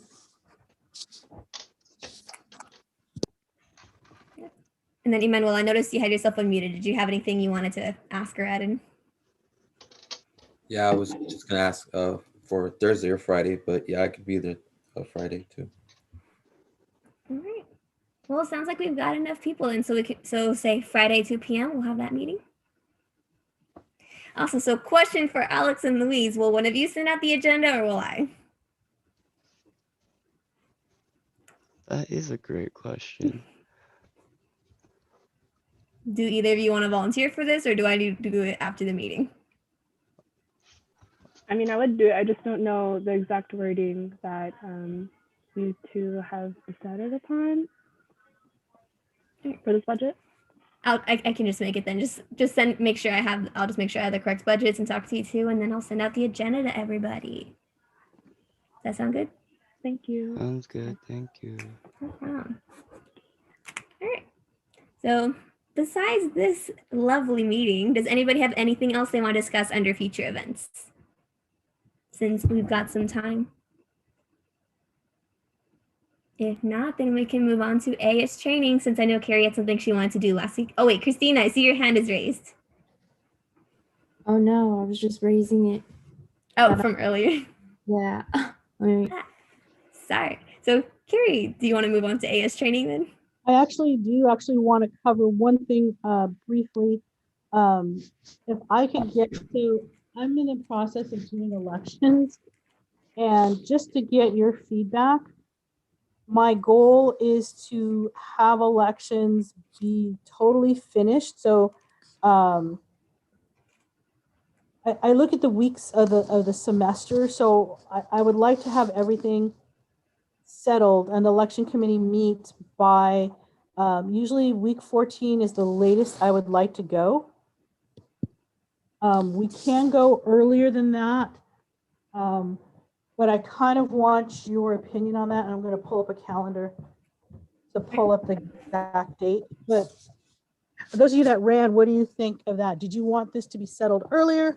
Did you want it to be week 14 is the end? Because I don't want to have to run elections during finals again. Any thoughts? I personally would like to have a month overlap between boards, month or longer, because next board is going to be tasked with a lot of challenges that many boards have not had to have.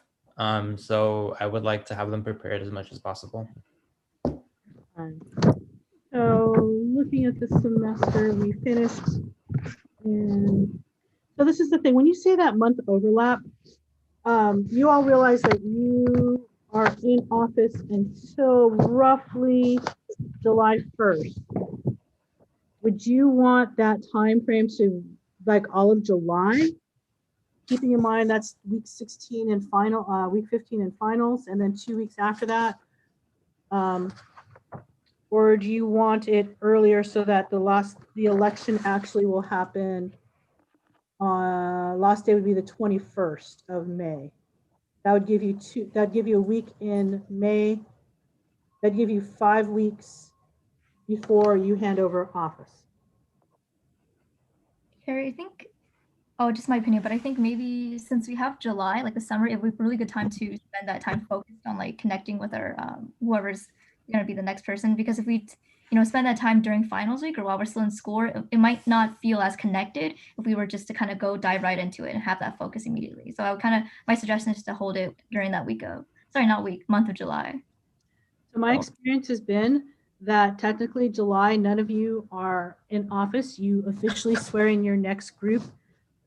Usually you swear in your next group at the end of June, and you all are out the door because you're all figuring out what college you're going to and all that sort of stuff. So none of you are around during July. Yeah, as student trustee, my term ends on June 1st. And the next Board of Trustees meeting is on June 16th of that month. So we kind of need a student trustee, so that does not work. Okay. Yeah, we actually need to change that so that we're in sync. So that we're all in sync together. So I think naturally it will, because there's going to be two summers. Is my understanding that they're going to expand the summertime, so it'll be pushed back anyways. mhm. Does And anyone? there's more training time. Yeah, I'm looking and I'm stuck because I'm I don't know, my computer. When is spring break? Can someone look that up for me, please?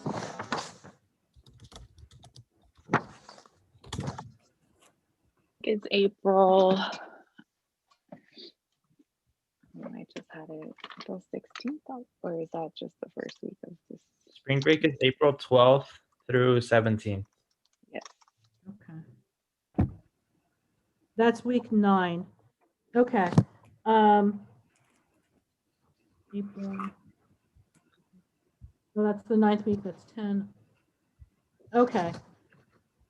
So I'm kind of leaning of the groups. Does anyone else have an opinion about when the transition should take place?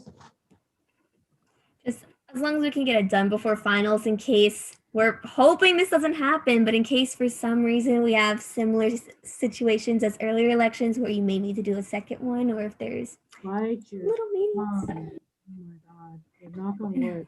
Just safety net. Okay, so what I'm hearing is that folks would really like the elections to happen that first week of May, which then give you all that at least 4 weeks to work with people.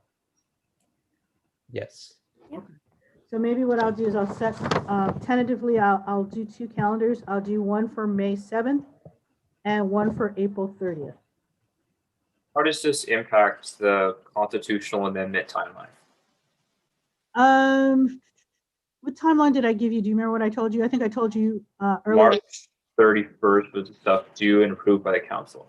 Yeah, that's fine. It's just a matter of how many, so it's how many you're doing and how much work you have to do to get it ready for the ballot. That's what I mean.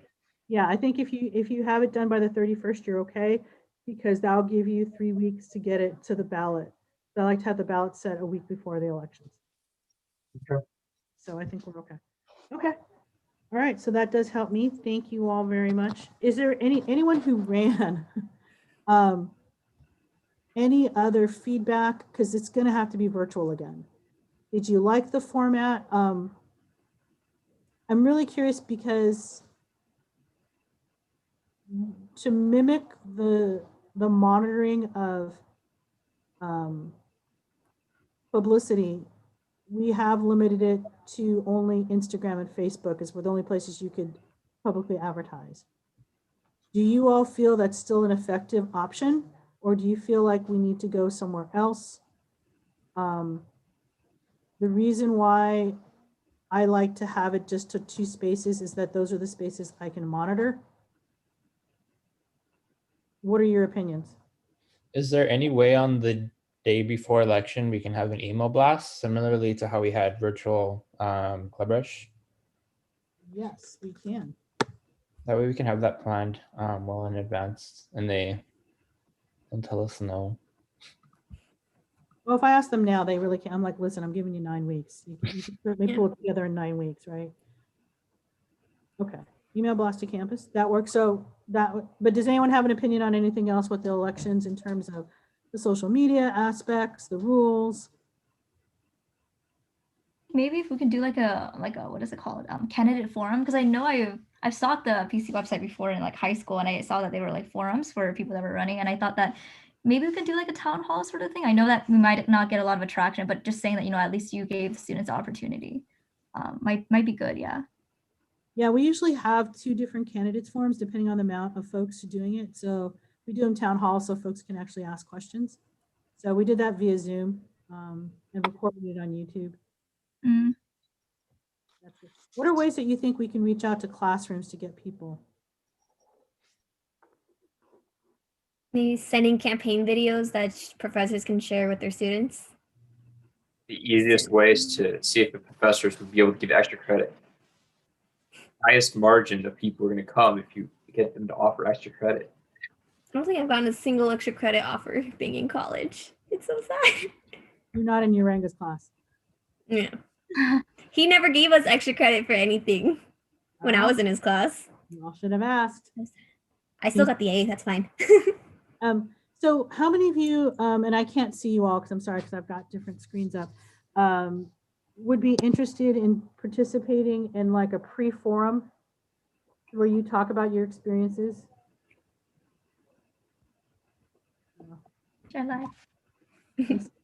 Kelly, David, anyone else? Mackenzie, Kyle. Okay, I'm writing names down. So, okay. I'm going to hit you all up because I think that would be helpful for folks. All right. So that's all I have on that. So. Great. So while we're on future events, does anybody have anything last minute they want to throw in there before we move on? Because I know you're all so excited to have these conversations. No, I know y'all are tired of me. We can move on to the next agenda item. AS training. Carrie, do we have anything for AS training today? I just want to go over it briefly because this is this is a function that I really want you all to be able to use. Mackenzie, can I share my screen? Yeah.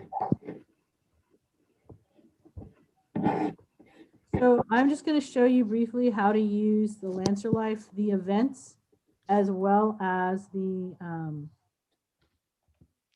news piece.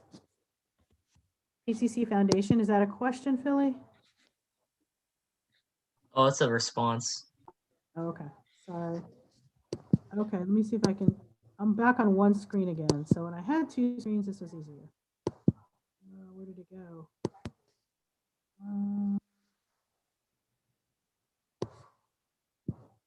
So does everyone know, I know Kelly knows really well how to do Lancer Life screens. Okay, can you all see my screen? Yes. Okay, so you all should be putting your events in Lancer Life. And it's easily accessible. It's lancerlife.pasadena.edu.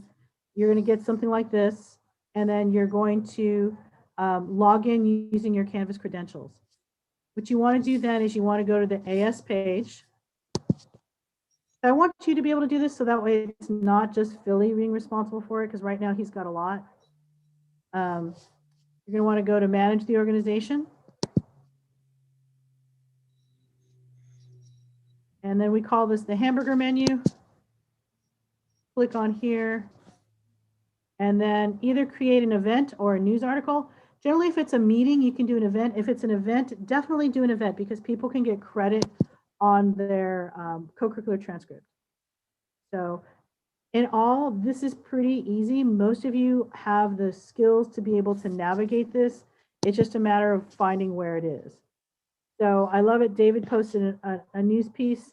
And this is great because then this allows people to see this, the public to see it and know what we're doing. It's fairly simple. It's like doing a Google form, hit create article, and you fill in the blanks. And you just put all this information in here and it's pretty simple. And then you just hit submit and it goes through. Because you are AS officials, you automatically don't, there's no, just kind of an FYI, there's no screening. So it doesn't, most clubs, when they post things, come through me and I approve of it. And for you, because you all are officers, it just goes, it clears and goes automatically through. So what does that mean? It means that make sure you correct your spelling and that everything, all the links work. So it's pretty easy to do. I just want to make sure you knew where that was. And this is what it looks like. I don't know why David, yours is, oh, here we go. So these are the different events. And so these are great because student services, thank you for posting. That's an appropriate place to post. And then these are news articles. So again, this is really helpful for folks to know what's happening and what they can do. And it's fairly simple. I know you all can do it. Again, I just want to make sure you know where it is. You go to associate students, manage org, hamburger menu. And then either you're going to do news or an event. The difference between the news and an event is actually like an event flyer and it appears differently, but it allows you to put perks in there. It allows you to make it, you know, some informational pieces on there. So that way folks can see what's being offered. So we can pull up Student Services Committee. And it allows you to do certain things like if we were doing this and this was foods, you know, we could put food, who's the public, you know, and also this allows you to track attendance. This is really cool. And it also has, when you create an event, it also has a way to send an automatic evaluation. And we really haven't talked much about evaluation, but really it would be helpful if you all started evaluating your programs. And it could be just a simple question of how did it go, but also something along the lines of what did you learn? But the nice thing is, Kyle, if they sign up through an event, it automatically sends it to them and you can spam them. Or you can do what Kelly does, which is offer them free stuff. Kelly offers them free t-shirts, free planners, free masks, boba, and that's the thing too. So at least we can know what people are doing. So I have total faith that you all know how to do this. I just wanted to make sure that you knew how to find it because this, as Chris and I argue all the time with the makers of the software, it is not intuitive. So again, make sure you go to ASPCC, you log in, go to the ASPCC page, manage org because you're all officers. You should be able to manage this organization and then go to create event or create news.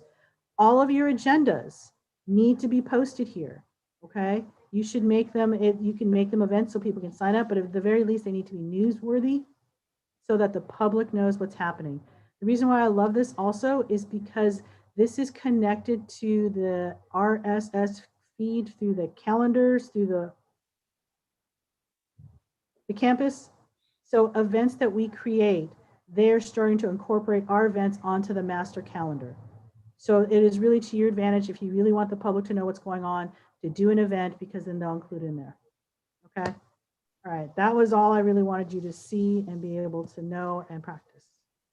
Chris, did I leave anything else out that they should know? No, I guess, you know, the best way to learn is kind of by example. So I posted a lot of the ICC agendas as an event and used last semester. So just take a look at that if you want an example. Yeah. Well, all right. That's all I had for you all. Kelly, did you have something you want to add in? I see your hand raised.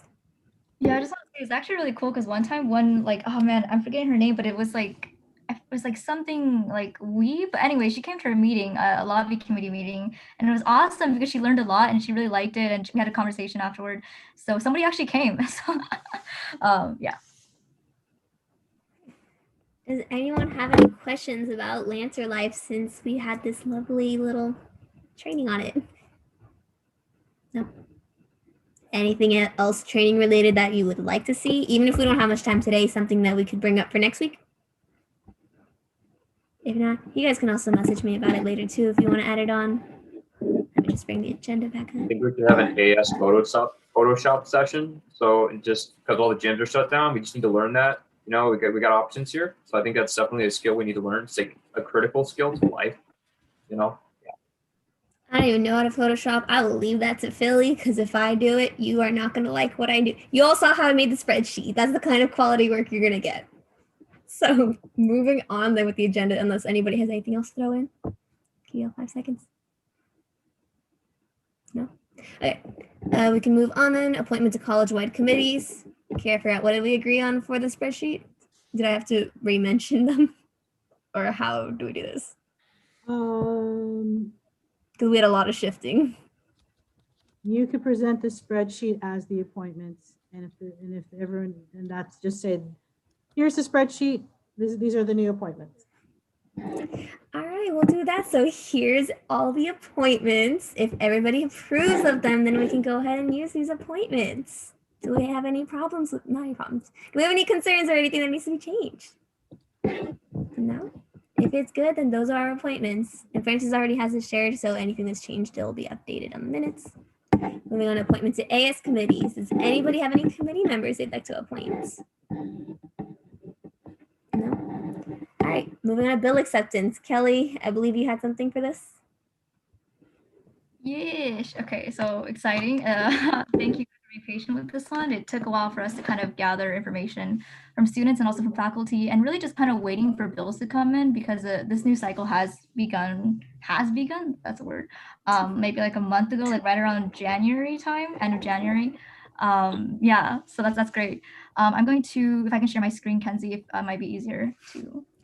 I'm just going to use my email as a reference because I think it just has all the names on here. The first one being SE20, it's student eligibility for CalFresh benefits. Essentially, it kind of expands the requirements, or sorry, it doesn't expand the requirements, it expands the requirements so that it includes more students, so that more students are able to be eligible for that. Food stamps, that's what CalFresh is, in case you didn't know, because CalFresh, it might sound like an air freshener, but it is not. It's CalFresh, it's actually a food stamp program. SB40 is called Healthcare Workforce Development.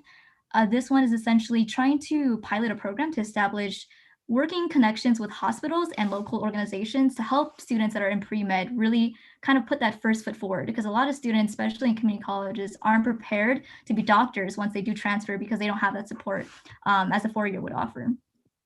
Third one, AB 26, police officers use of force. So definitely a context for this. A lot of police officers, a lot of legislators are saying, yes, we definitely want accountability for police officers, but there's no definite guideline, right? So this would kind of offer some guidelines in regards to who would be responsible for reporting it and what kind of consequences that would fall beyond a police officer that views or, is a part of a situation that is violent but doesn't report. All right, and the last one we have is AB 245, which is called educational equity.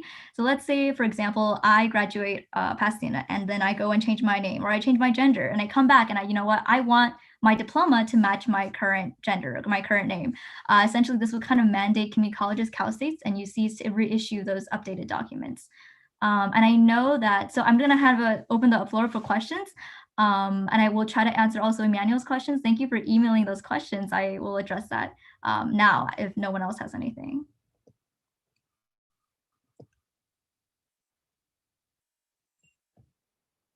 Okay, and then just to give some context as to how we came up with these bills, sifting through the I guess like the website every day, the legislation website every day, and checking to see what the relevant bills are, and then really kind of combining our efforts with SSCCC is kind of what came to this agenda. So our lobby committee has been working for a month to really study in depth what these bills are. We've been hosting town halls. We've been asking students what their opinions are. We've sent out surveys, emails.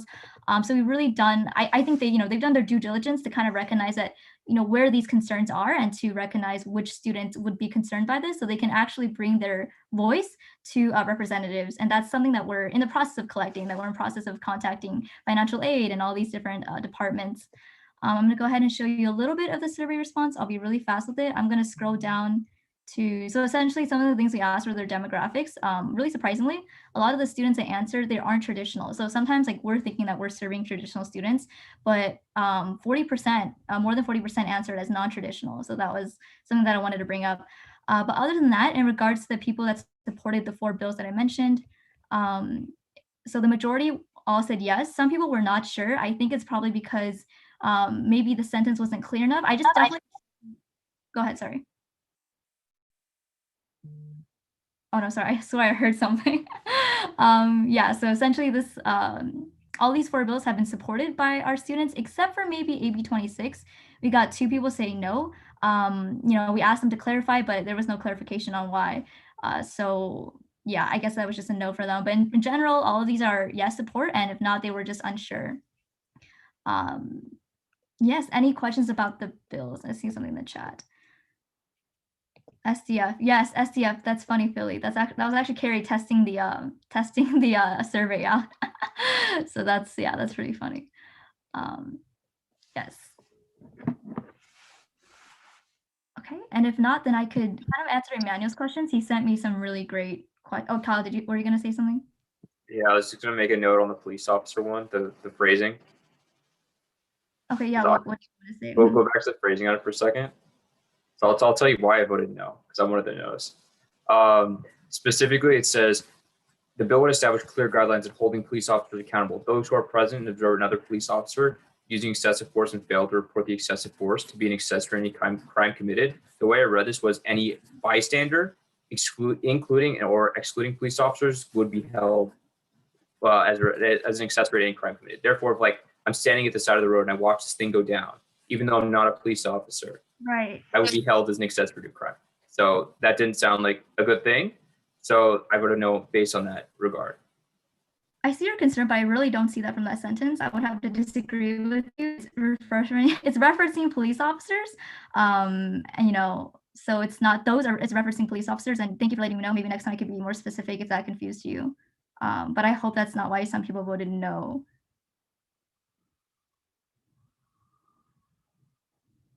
Yeah, because it references first this bill would establish clear guidelines in holding police officers accountable.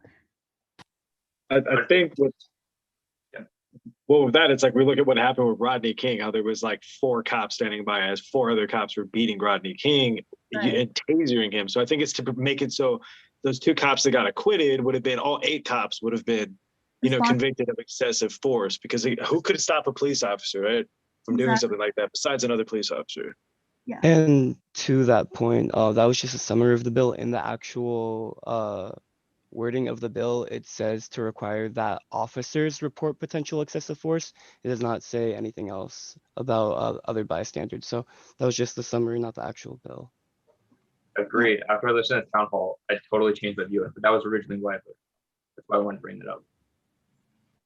Yeah, no, thank you, Kyle. Yeah, that definitely is valid. If you were confused by it, then I'm sure somebody else was too. So I'll be sure to be more specific. But thank you, Alex, too, for that clarification as well. Yeah, no, exactly. And I think I definitely want to address some of Emmanuel's concerns. He sent me some really great questions via email yesterday, and I kind of wanted to address it with everyone here. So the first one in being like, how do y'all decide on adopting AB 26? Honestly, even after thorough research and combing through bills and kind of aligning our goals with SSCCC, AB 26 is actually a bill that we felt a little bit uncomfortable with for the same reasons that Emmanuel kind of stated later on in the email. Essentially that we ended up deciding on adopting AB 26 because we were able to meet with the author. So the author of this bill was actually, his name is Willie Armstrong. So it's from Holden's office. He was so helpful and amazing in explaining the aspects of the bill that we were confused about. So that kind of segues into Emmanuel's question. So from some of the questions were, according to the, okay, so morning, there was no discussion. Okay, so Emmanuel, for the question about no discussion, so we meet every week and we don't write specifically what we discuss, but we've been having heavy discussion on these bills every week, just to kind of maybe clarify some concerns there. And then how does establishing clear guidelines ensure that officers report to their higher up? Such a great question and really a concern that we had, and we had to bring up to the author of this bill. So essentially every time a police officer goes out, they have these dispatches, right? So the dispatches, anytime that anything's clocked in, it's recorded with the date, the time, and the supervising officer that was responsible for the shift.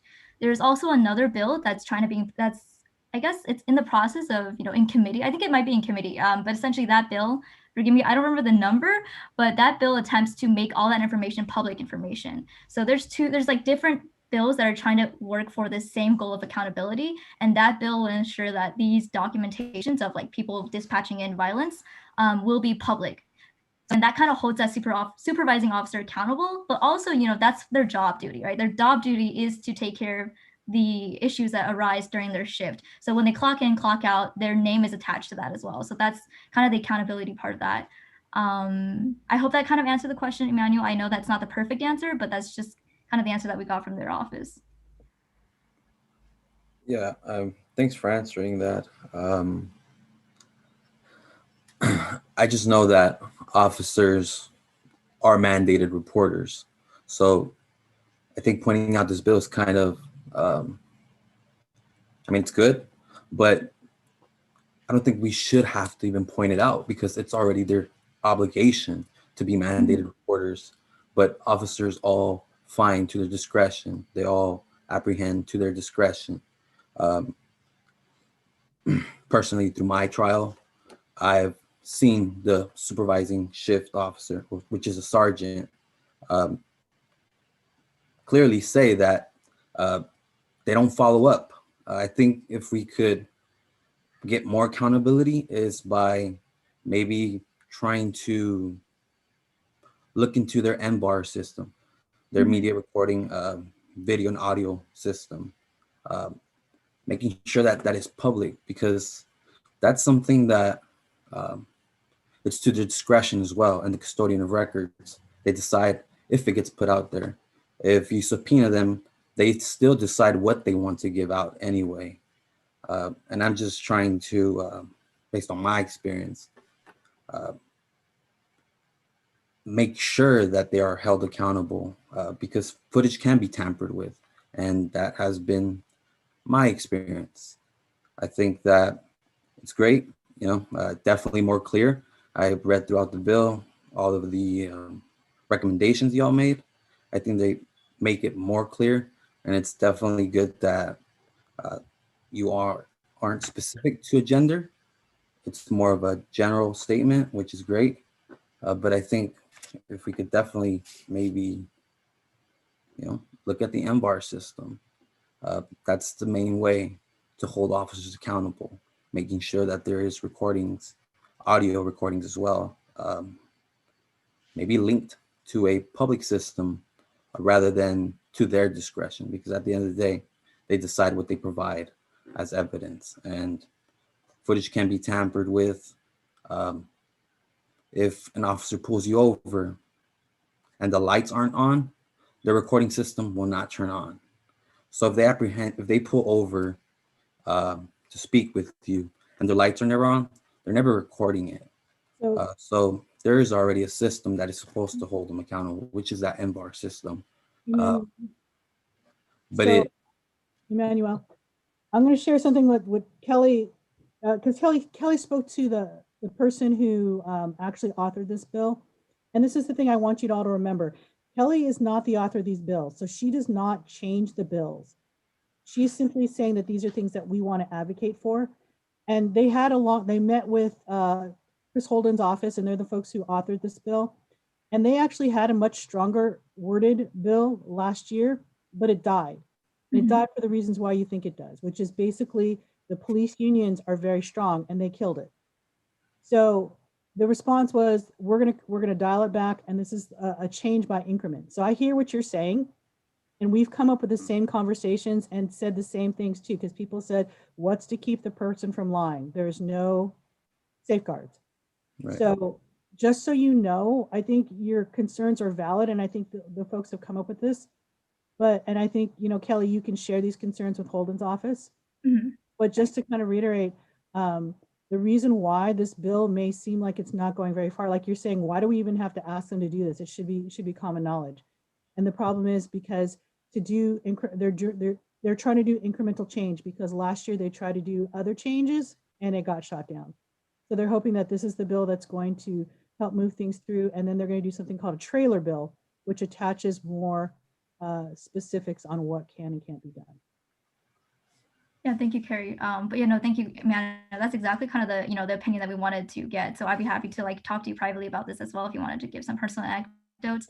It could be anonymous as well. But I just want to kind of echo what Carrie said really fast.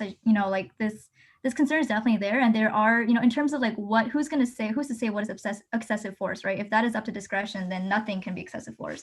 So there's another bill that was passed, I think last year, in regards to training. So there's this mandatory state training that kind of defines what excessive force is. So once you become a police officer, you should have that understanding of that universal understanding of what excessive force is, and that's kind of the guideline. I understand that that's kind of bad people are still going to exist and they're going to twist that, but this is kind of, like Carrie said, incremental change and hoping to hold at least some people more accountable. And also in regards to the consequences is that you can no longer be a police officer in the state of California if this was to happen to you. So that's additional force that's also added to this. And there's been a lot of pushback on this bill by unions already. Governor Newsom has highlighted this bill as something that he supports. So this has a lot of traction and a lot of possibility in passing. It's kind of something that we wanted to pick, that our efforts would be kind of rewarded in the sense that this has a likelihood of passing as well. So yeah. Thanks. Of course, yeah.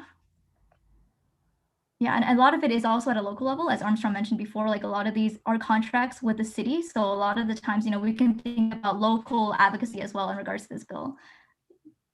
But yeah, any other questions in regards to CalFresh, the medical pre-med program, student records, or the police bill?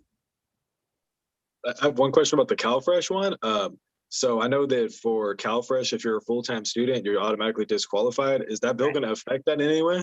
Right, it would actually change that because now it would allow students, like people who are getting Cal Grant and those kind of fee waivers to be notified of their eligibility and lower that requirement so that people like us, right, people like us, students like us, are able to access CalFresh. Because you're right, I get that same thing. I have a personal experience as to why would I be working 2 jobs, trying to earn money for food when I'm a full-time student if I could just not be a full-time student and then not have to work, right? So it doesn't make sense, right? So we're contributing to the capitalist community. That doesn't sound right, to the economy essentially, but we're kind of like, being punished for it by not being able to receive the benefits. So yeah, that will change that. Mhm. Yes, awesome. Yeah, that's great. Anything else maybe? Some of these are a little bit confusing. I understand the text is. Okay, if not, then I could go ahead and entertain a motion to adopt. Entertain, you're not the chair. Oh, right. I'm sorry. I keep forgetting that. I'm sorry. You get to make motions. You're good. I would like to make a motion to adopt SB 20, SB 40, AB 26, AB 245 as part of the, as approved by associate students for the year of 2021. I motion to approve. All right. So we have a first and a second. Do we have any? All right. Sorry. Okay. We have first and second. Do we have any abstentions? Do we have any objections? That's the wrong word. Wrong word. Well, anyways, sorry, I lost my track for a second. Yeah. So do we have any abstentions? No. Then motion passes. All right, we got some bills accepted. Yay. Abstentions is not the right word. Abstentions is people who is declining to vote. Right. What's the correct wording? Do you have any opposition? Objections, opposition. Okay. Do we have any opposition or objections? No. Now the bills are passed. Let me bring back up the agenda, even though we're gonna turn it off in a second. All right, moving on then to approval of ICC funding. I believe we don't have any till spring. Nope. All right. Public comment on non-agenda items. Do we have any public comment on the YouTube? Somebody check.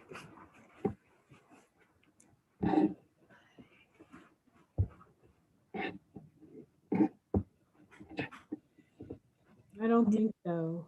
And I need to go because I'm late for another meeting. I don't see anything, so. All right, moving on to announcements. Anybody have any announcements? No. Yes. PCC's mock trial team has their first competition this weekend. And if you're interested to come watch, you can watch it. I'll send you guys a link. I can actually put it on Lecture Life if you want to see it. Yes. Yes, Kelly. Yes. All right. Any other announcements?